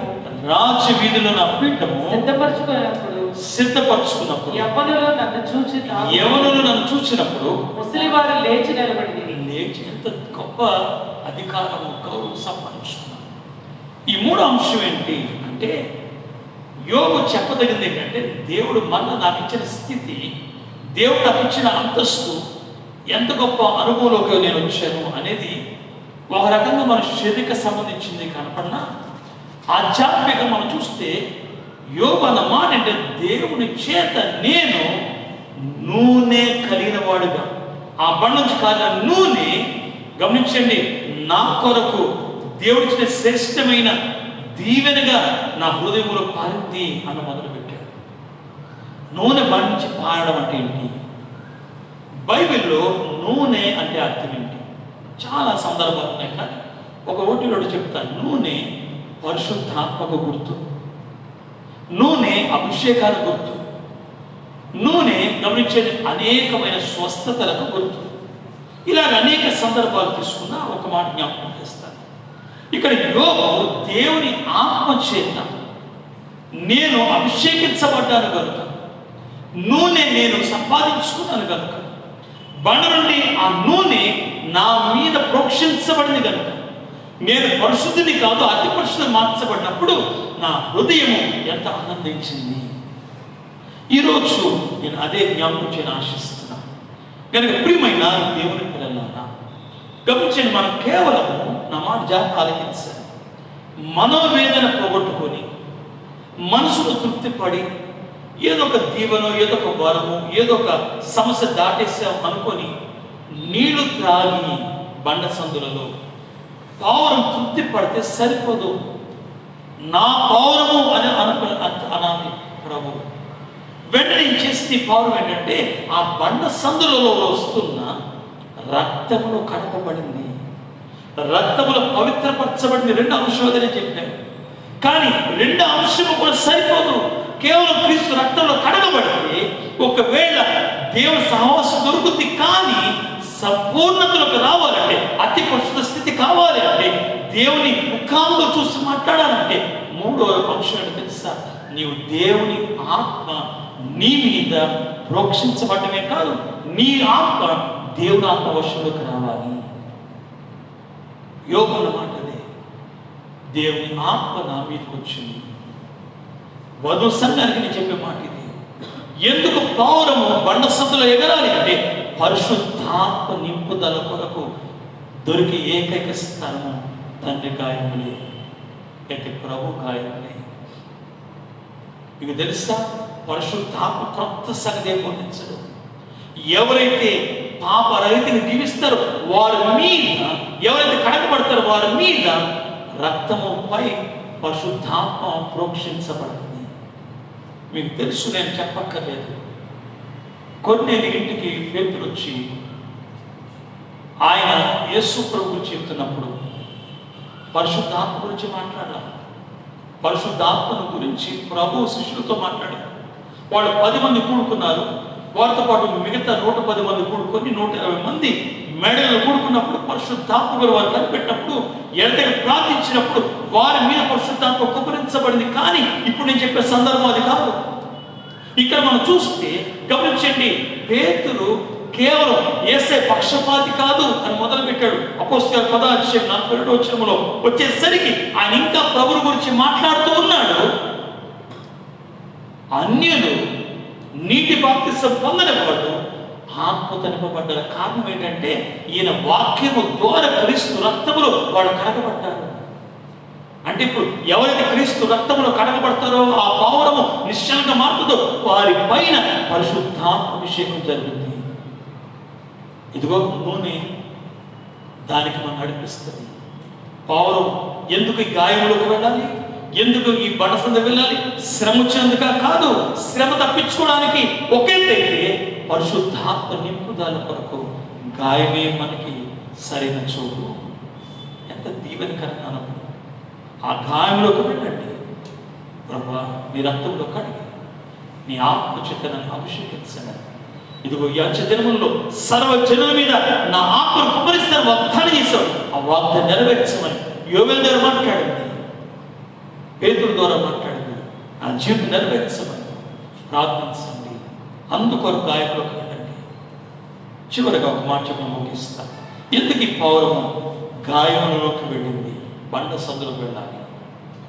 ద్వితీయోపదేశకాండము 32 13 తెలుపుతాను. ద్వితీయోపదేశకాండము 33, 32, 13 నేను చదువుతాను. భూమి యొక్క ఉన్నత స్థలముల మీద వాని నెక్కించను, పొలముల పంట వానికి తినిపించను. కొండ బండ నుండి చూడండి, కొండ బండ నుండి తేనెయు, చెక్కుముకి రాతి బండ నుండి నూనెను అతనికి చురించెను. సంఘమునకు ఇశ్రాయేలుకి మోషే రెండోసారి ప్రభు చేసిన పనులను జ్ఞాపకం చేస్తున్నాడు. ద్వితీయోపదేశకాండం అంతా రెండవసారి ఉపదేశించబడట. నేటి కాలంలో మోషే ప్రకటిస్తున్న ఇశ్రాయేలుకి ఆ మాట తీసుకుని మీతో ఏం మాట్లాడితే తెలుసా? ఇశ్రాయేలు ప్రజలు అరణ్యంలో ఉన్నప్పటికీ వారికి దొరికినంత ఆహారం, వారికి దొరికిన క్షేమ స్థితి, వారికి ఉన్నంత చక్కటి వాతావరణం ఈ భూమి మీద ఇప్పటి వరకు ఎవరికి దక్కని అంత శ్రేష్టమైన అనుభవించారు. పగలు రాత్రి మేఘస్తంభం అగ్నిస్తంభముగా అసలు చెప్పులు అరగకపోవడం, ఇంట్లో వాళ్ళు నడిచి అరిగిపోతాయండి. వాళ్ళు అరగల. కాళ్ళు నొప్పి రానివాడు, తలనొప్పి రానివాడు ఎవరైనా ఉంటాడు? 40 సంవత్సరాలు ఒక్కడికి రానా? ఒక్కరిద్దరు కాదండి, 40 సంవత్సరాలు లక్షల మంది రాలా? ఎవరికి లేదండి ఇలాంటి అనుభవం. ఈ భూమి మీద అతి ధనవంతుడు కూడా ఇలాంటి భాగ్యం దక్కదు. కానీ ఒక మాట చెప్తున్న జాగ్రత్తగా వినండి. ఆ బండ నుండి తేనె వచ్చిందంట. చూడండి ఆ మాట, కొండ బండ నుండి తేనెను, చెకుముకి రాయి బండ నుండి నూనె, తేనె. బండ నుండి తేనె వస్తుంది. ఏ బండ నుండి? క్రీస్తు అనే బండ నుండి తేనె వస్తుంది. ఈ పావురము ఎందుకు బండ సందులో ఎగరాలంటే తేనె కొరకు వెళ్ళాలి. ఏంటి తేనె? బైబిల్ తేనెకు సంబంధించిన మాట ఏమి తీసుకోవచ్చు? మీరు 19వ అధ్యాయం తెరవండి, కీర్తనల గ్రంథం. అక్కడ నేను ఒక మాట జ్ఞాపకం చేసి 8 నుంచి 10 వరకు చూస్తే ఒక సందర్భం కనపడుతుంది. 8వ ఒక మాట ఏముందంటే, యెహోవా ఉపదేశములు నిర్దోషమైనవి, అవి హృదయాన్ని సంతోషపరుస్తుంది. యెహోవా ఏర్పరిచిన దారులు పదవచనకు వచ్చాను. అవి బంగారు కంటెను, అవి బంగారం కంటే విస్తారమైన మేలిమి బంగారు విస్తారమైన మేలిమి బంగారం. కోరదగినవి, చూడండి, దేవుని ఉపదేశములు, దేవుని వాక్యము, దేవుని మాట కోరదగినవి తేనె అంటుంది. కంటెను, అక్కడ మంచి మాట ఉంది. తేనె కంటేను. జుట్టు తేనె దారల కంటెను. ఎవరు తేనె? జుంటి తేనె దారుల కంటే మధురమైనది ఎవరు? దేవుని ఉపదేశాలే కదా, దేవుని వాక్యమే కదా, దేవుని సహవాసంలో దొరికే ఆయన అనుభవమే కదా, ఆయన మాటలే కదా. ఈ రోజున మాట వినండి. మీకు తెలుసా, ఇవి నేను తలుపు వద్ద నిలబడ్డాను. ప్రకటన గ్రంథంలో ప్రభు మాట్లాడుతున్న మాట, తలుపు వద్ద నిలబడ్డాను, తట్టుచున్నాను, ఎవరైనా నా స్వరం విని తలుపు తెరిస్తే నేను అతని వద్దకు, అతను నా యొద్దకు వచ్చి మేమేం చేస్తాం? భోజనం అంటే పరలోకంలో భూలోకంలో ఉన్న పలావుగా బిర్యానీలో మాంసం కాదండి. ప్రభు పెట్టే భోజనం ఏంటి? సంఘం ప్రభుకి ఇచ్చే భోజనం ఏంటి తెలుసా? కేవలము మాట. ప్రభు మాట్లాడడమే వాక్యమైంది. సంఘం మాట్లాడడమే ప్రభుకి సంతోషం. ఆ వాక్యము ఎలా ఉంటుందంటే కడుపు నిండిపోతుంటుందంట. జుంటి తేనె తాళ్ళ కంటే బాగుంటుందంట. ఇంకా మాట్లాడుతండి, ఇంకా నేను తినాలి, ఇంకా తినాలి అని ఆ వాక్యం తినడం మొదలు పెట్టుద్ది. ప్రకటన గ్రంథంలో ఒక సందర్భంలో దూత అంటది, యోహాను, ఇదిగో ఈ పుస్తకం తిను. తినడం అంటే చదువు, చదవడం అంటే దాని విషయాలు నేర్చుకో. అప్పుడు నీ నోటికి ఒకవేళ తీయకున్నా, నీ కడుపు చేదుకున్నా నీకు బలం కలిగిస్తుంది. ఈ దీవెనకర సందర్భం చూడండి. జుంట తేనె దారులంటే దేవుని వాక్యము. ఈ బండ సందులోకి పౌలు ఎందుకు వెళ్ళిందంటే, ఒక శరీర ఆహారం కొరకు తీరు కొరకైతే ఇప్పుడు సంగమనబడి నిష్కలంకురాలబడిన సంగము బండ సందు ఎందుకు వెళ్ళాలంటే దేవుని మాట వినడానికి. దేవా నాకు కనపడము, నాతో మాట్లాడమని ప్రార్థిస్తే దేవుడు ప్రత్యక్షపరచుకొని స్వప్నం ద్వారా కానీ, దర్శనం ద్వారా కానీ, ప్రత్యక్ష ద్వారా కనపడి మాట్లాడుతున్నప్పుడు సంఘమునికి ఎక్కలేని ధైర్యం, ఎక్కలేని ఆరోగ్యం, ఎక్కలేని బలము. ఈ మాటలు తేనె కంటే జుంటె తేనె ఎంత తీయగలదో అలాంటి మధురమైనవి అని జ్ఞాపకం. అందుకొరకు సంఘము నిష్కలంకరాల సంఘము, నా పౌరంగుల సంఘము బండ సందులకు వెళ్ళాలి. ఈ 4 అనుభవాలు కొరకు మీరు వెళ్ళాలమ్మా. ఈ 4 అనుభవం ఎక్కడ దొరుకుతుంది అంటే సంపూర్ణత ప్రభు దగ్గరకు వచ్చినప్పుడు నీ ముఖం చూస్తూ వాసన చూశాను. 7 సంవత్సరాల కింద పరిశుద్ధాత్మత నింపబడి లోకం ఎత్తబడిన తర్వాత ఆత్మవశ్యమై మేఘమెక్కిన తర్వాత 7 సంవత్సరాలు మహిమ భోజనం అంటే ఇదే. మహిమ విందంటే ఆ విందు కొరకు ఇక్కడ అనుభవం సంపాదించుకోండి. కనుక ప్రియమైన దేవుని పిల్లలారా, నా మాట జాగ్రత్తగా ఆలకిస్తే జుంటె తేనె దారుల కంటే మధురమైనది దేవుని వాక్యము. గనుక అట్టి స్థితిని దేవుడు మనకు అందించాలని ఆశిస్తున్నాడు. కాబట్టి ప్రియమైన దేవుని పిల్లలారా, నా మాట మీరు జాగ్రత్తగా ఆలకించగలిగితే ఒక మాట జ్ఞాపకం చేస్తా. నా మాట మీరు జాగ్రత్తగా ఆలకించగలిగితే, బండ సందులలో ఎగురు నా పౌరమా. ఎందుకు సంఘము బండ సందులలో ఎగరాలి? 4 మాటలు చెప్పాను. బండ అంటే క్రీస్తు అని, సందు అంటే గాయమని, ఎగురుట అంటే ధ్యానించుట. మీకు తెలుసా, జానపరులు మాత్రమే మేఘముకు ఎగరగలరు, జానపరులు మాత్రమే మేఘం మీద ఎక్కి వెళ్ళగలరు, జానపరులు మాత్రమే ఎగిరే అనుకుందని ఇంత హానోకును, ఏలియాను, ఎలీషాను జ్ఞాపకం చేశాను. ఈరోజు నా పౌరులు పడాలి, ప్రభువు సొంతం అవ్వాలి, నా రక్షకుడు నిరూపించినట్టు నా పౌరము అని ప్రభు పిలవాలి. నా పౌరాన్ని పిలవడాలంటే ఈ 4 అనుభవాలు రండి. ఏనా 4 అనుభవాలు? ఎందుకు మీరు ఎగరాలి? ఎందుకు మీరు ధ్యానించాలి? మొదటిది, మీ మనోవేదన పోవాలంటే మన దాగు స్థానం ఆయన గాయములే.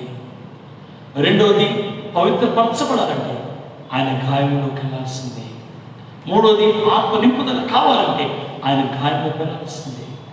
నాలుగోది మహిమ భోజనం తిని వారసత్వం సంపాదించుకోవాలంటే ఆయన గాయంలోకి వెళ్ళాల్సింది. ఆయన గాయముల భద్రత, క్షేమం, పవిత్రతే కాదు, ఆ గాయమే సంఘమును ప్రధానం చేసుకోవడానికి గుర్తయిపోతుంది.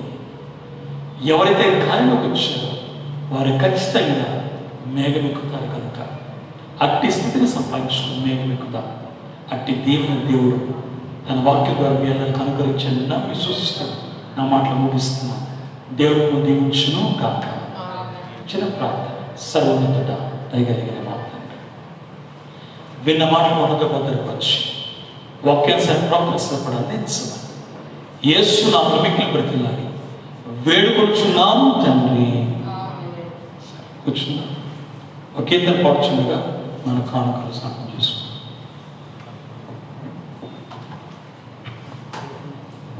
అందరి క్రైస్తవ కీర్తన నుంచి 471 కీర్తన పాడుతున్నాం. చాటించుడి మనుష్య జాతికి సునామము, చాటించుడి అవశ్య యేసు ప్రేమ సారము, జనాదులు విశేష రక్షణ సునాదము వీను పర్యంతము. చాటుదాము చాటుదాము చాటుదాము చాటుదాము చాటుదాము చాటుదాము శ్రీ యేసు నామము. కన్నీళ్లతో నిండేడు వారలానందంబుతో నిన్నాడు పోయుడు గరడి వాగ్దతంబుతో మన్నాడు పోరు భక్తులార నిండు మైత్రితో మానవ ప్రేమతో. చాటుదాము చాటుదాము చాటుదాము చాటుదాము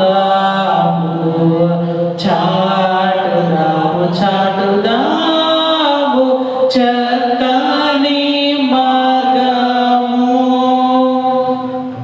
కానుకల కొరకు ఇచ్చిన ప్రార్థన. పరిశుద్ధుడా దయగలిగిన మా తండ్రి, కుటుంబం అందరూ కలిసి అర్పించిన అర్పణలు, ఆయా స్థలాల్లో అర్పించిన అర్పణలు, నాయన వారు తీసిన దృశ్యంలో కృతజ్ఞత కానుకలను అంగీకరించి నీ సేవార్థంలో వాడబడి అర్పించిన ప్రతి బిడ్డలకు, కుటుంబాలకు ఈ ప్రత్యక్ష ప్రసారం ద్వారా కానీ ఆన్లైన్ ద్వారా కానీ అర్పించిన అర్పణలకు తగిన దీవెన ఆశ్రమాల వరకు అనుగ్రహించి భద్రత, క్షేమం, పవిత్రత నీ చేత మహిమ భోజనం పోషించబడే భాగ్యం ప్రతి బిడ్డలకు అందించాలి. నీ రావడం వాళ్ళందరూ సిద్ధపరచు. కానుకని యేసు నామములో మిక్కిలి బ్రతిమాలి వేడుకొనుచున్నాము తండ్రి. రెండు మాటలు జ్ఞాపకం చేసి మనం ముగించుకుందాం. మరి ప్రియమైన దేవుని పిల్లలారా, మరొకసారి మీ అందరికీ నా ప్రత్యేక వందనములు మన తెలియజేస్తున్నా. మరి ఈ యొక్క ఆన్లైన్ ద్వారా వీక్షిస్తున్న మీ అందరికీ మరి మరొక శుభవార్త ఏంటంటే, మరి వచ్చే వారం నుండి యథావిధిగా మన ఆరాధన జరుగుతాయి. కానీ తప్పనిసరిగా మీరందరూ కూడా మీ సమయములలో మరి మనకున్న 7 ఆరాధనలలో మీరు ఏ దేవాలయం వస్తున్నారో ఆ దేవాలయం యొక్క సన్నిధికి ఆ సమయానికి మీరు రావాలని ప్రేమతో మీకు మనం చేస్తున్నాం. కాబట్టి మీరు తగిన జాగ్రత్త తీసుకొని ఆరాధన సమయాన్ని పాటిస్తూ ఏకీవించండి. వచ్చే ఆదివారం లైవ్లో కాదు, దేవాలయాలు జరుగుతాయి. కాబట్టి గుడికి రండి, ప్రతి వారం కూడా దేవాలయాలు ఏకీవించండి. మనం కూట సన్నిధిగా మనం కూడుకొని దేవుని ఆరాధించి మనం పడుద్దాం. మీకు తెలుసు, నేను చెప్పక్కర్లేదు, మీకు కావాల్సిన భద్రత తీసుకొని రండి. ప్రతి వారు కూడా మాస్క్ లేకుండా గుడికి రావద్దు. ఏదైనా బలహీనతగా జ్వరం ఉంటే దయచేసి ఆన్లైన్ ద్వారా ఇలా కంటిన్యూ అవుతుంది కాబట్టి వారు మాత్రం వినండి. చిన్న పిల్లల్ని తీసుకురావద్దు అప్పుడే. కాబట్టి మీరందరూ కూడా ఏకీవించండి. Mask compulsory. గుడికి వచ్చినప్పుడు బయట శానిటైజ్ చేసుకోండి. మళ్ళా మీరు మరి జ్వరమును మన యొక్క మరి చూసుకొని లోపలికి దేవాలయం అడుగు పెట్టండి. మీ బైబిల్ మీకు ఎంత పుస్తకం మీరు తెచ్చుకోండి, ఎవరి వాడు చూడొద్దు. కాబట్టి వ్యక్తిగతంగా కొంచెం దూరం పాటిస్తూ దేవాలయంలో ఆరాధనలో వచ్చే ఏకవించాలని మీకు మనం చేస్తున్నాం. వచ్చే వారము మీరు తెల్ల వస్త్రాలతో రాగలిగితే రండి, లేకపోయినా అందరికీ అంటే బాప్తిస్మం తీసుకున్న ప్రతి వారికి అన్ని దేవాలయాలలో రేపు వారం, ఎందుకంటే మనం మొదటి వారం రెండవ వారం మన సంస్కారం ఇవ్వట్లేదు కనుక రేపు వారము అన్ని దేవాలయములలో సంస్కారం ఇవ్వబడుతుంది కాబట్టి సిద్ధపడండి. ఉండగలిగితే ఉపవాసం ఉందిరండి అని ప్రేమతో మీకు మనం చేస్తున్నా. వచ్చే ఆదివారము అందరికీ సంస్కార బిందు ఉంటుంది కాబట్టి సంస్కార బలయుద్ధకు సిద్ధపడండి. అలాగే మరి ఆరాధన కూడా మీరు దేవాలయంకి వచ్చి పాల్గొనాలని ప్రేమతో మనం చేస్తున్నా. దేవుడు మిమ్మల్ని దీవించును గాక. మరి చిన్న ప్రార్థన చేసుకున్నాం. ముగింపు ప్రార్థన. పరిశుద్ధుడా, దయగలిగిన మా తండ్రి, విన్న మాటలు మా హృదయం భద్రపరచు. మరొకసారి మార్గం సరళం చేసి తిరిగి మా దేవాలను తెరవడానికి అనుకూలపరిచి యేసయ్య వచ్చే ఆదివారం నుండి లాక్డౌన్ కూడా తీసివేస్తున్న వింటున్నాం కాబట్టి మేమందరం కూడుకొని ఈ సందర్భాలు కూడా భాగ్యం అందించమని ప్రార్థిస్తున్నాం. కూడుకున్నాం కనుక ఎలాంటి తెగులు కానీ, ఎలాంటి వైరస్ కానీ, ఎలాంటి మా ఆటంకం లేకుండా చూడమని ప్రార్థిస్తున్నాం. ఏ తెగులు కూడా సంబంధించిన అట్టి కాపుల రక్షణ మీరు పరలోకం నుండి దిగొచ్చి మా ఆరాధన పాల్గొంటున్నారు కనుక మీరున్న స్థానంలో కీడు, అపవిత్రత, వ్యాధి ఉండదు కనుక మీరు నిలబడితే చాలు దేవా. మా ఆరాధన అందరికీ క్షేమ కలుస్తుంది మనం ప్రార్థిస్తున్నాం. వచ్చే ఆదివారము ఈ వార్త అందరికీ అందరట్లు అందరూ క్షేమంగా ఆరాధన పాల్గొన్నట్టు చూపించమని నాయన. ఇదిగో మరొకసారి మా కుటుంబాలను, సంఘంలో మీకు సమర్పణ చేస్తున్నాను. అలాగే మా మిషన్, అలాగే మిషన్ అధికారులు జ్ఞాపకం చేసుకోండి.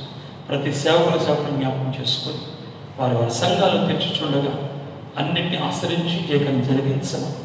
తిరిగి ప్రభా 3వ వేవ్ లేకపోతే 3వ నాయన తండ్రి నాయన ఫేసులో మేము అడుగు పెట్టకుండా, ముఖ్యంగా చిన్నపిల్లలకు వస్తున్నాయి అంటున్నారు ఆయన, అవి రాకున్నట్లు మీరు ఆటలు పరచండి.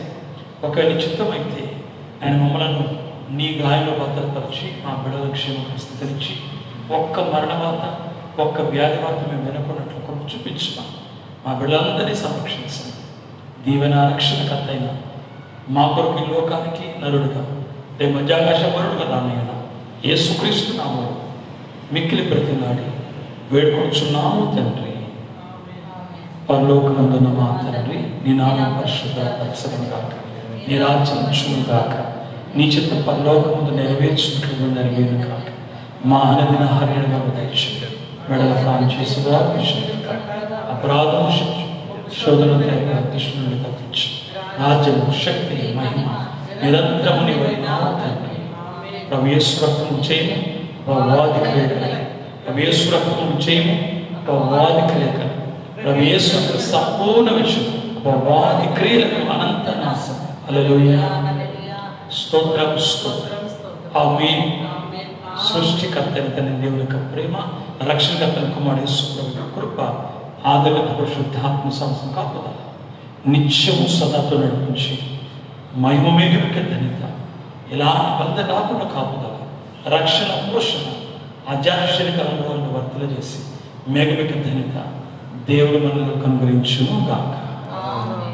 నీకును నీ సంగమునకు నిత్యమును జయము జయము, నీకును నీ భక్తులకు నిత్యమును జయము జయము, నీకును మాకును నిత్యమును జయము జయము.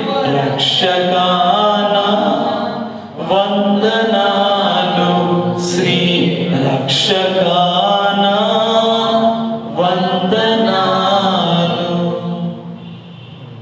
మరణాత వచ్చే ఆదివారం ఆరాధనలో కలుసుకుందాం. అందరూ కూడా దేవాలయానికి రండి. దేవుడు దీవించును గాక. మరొకసారి మరణాత.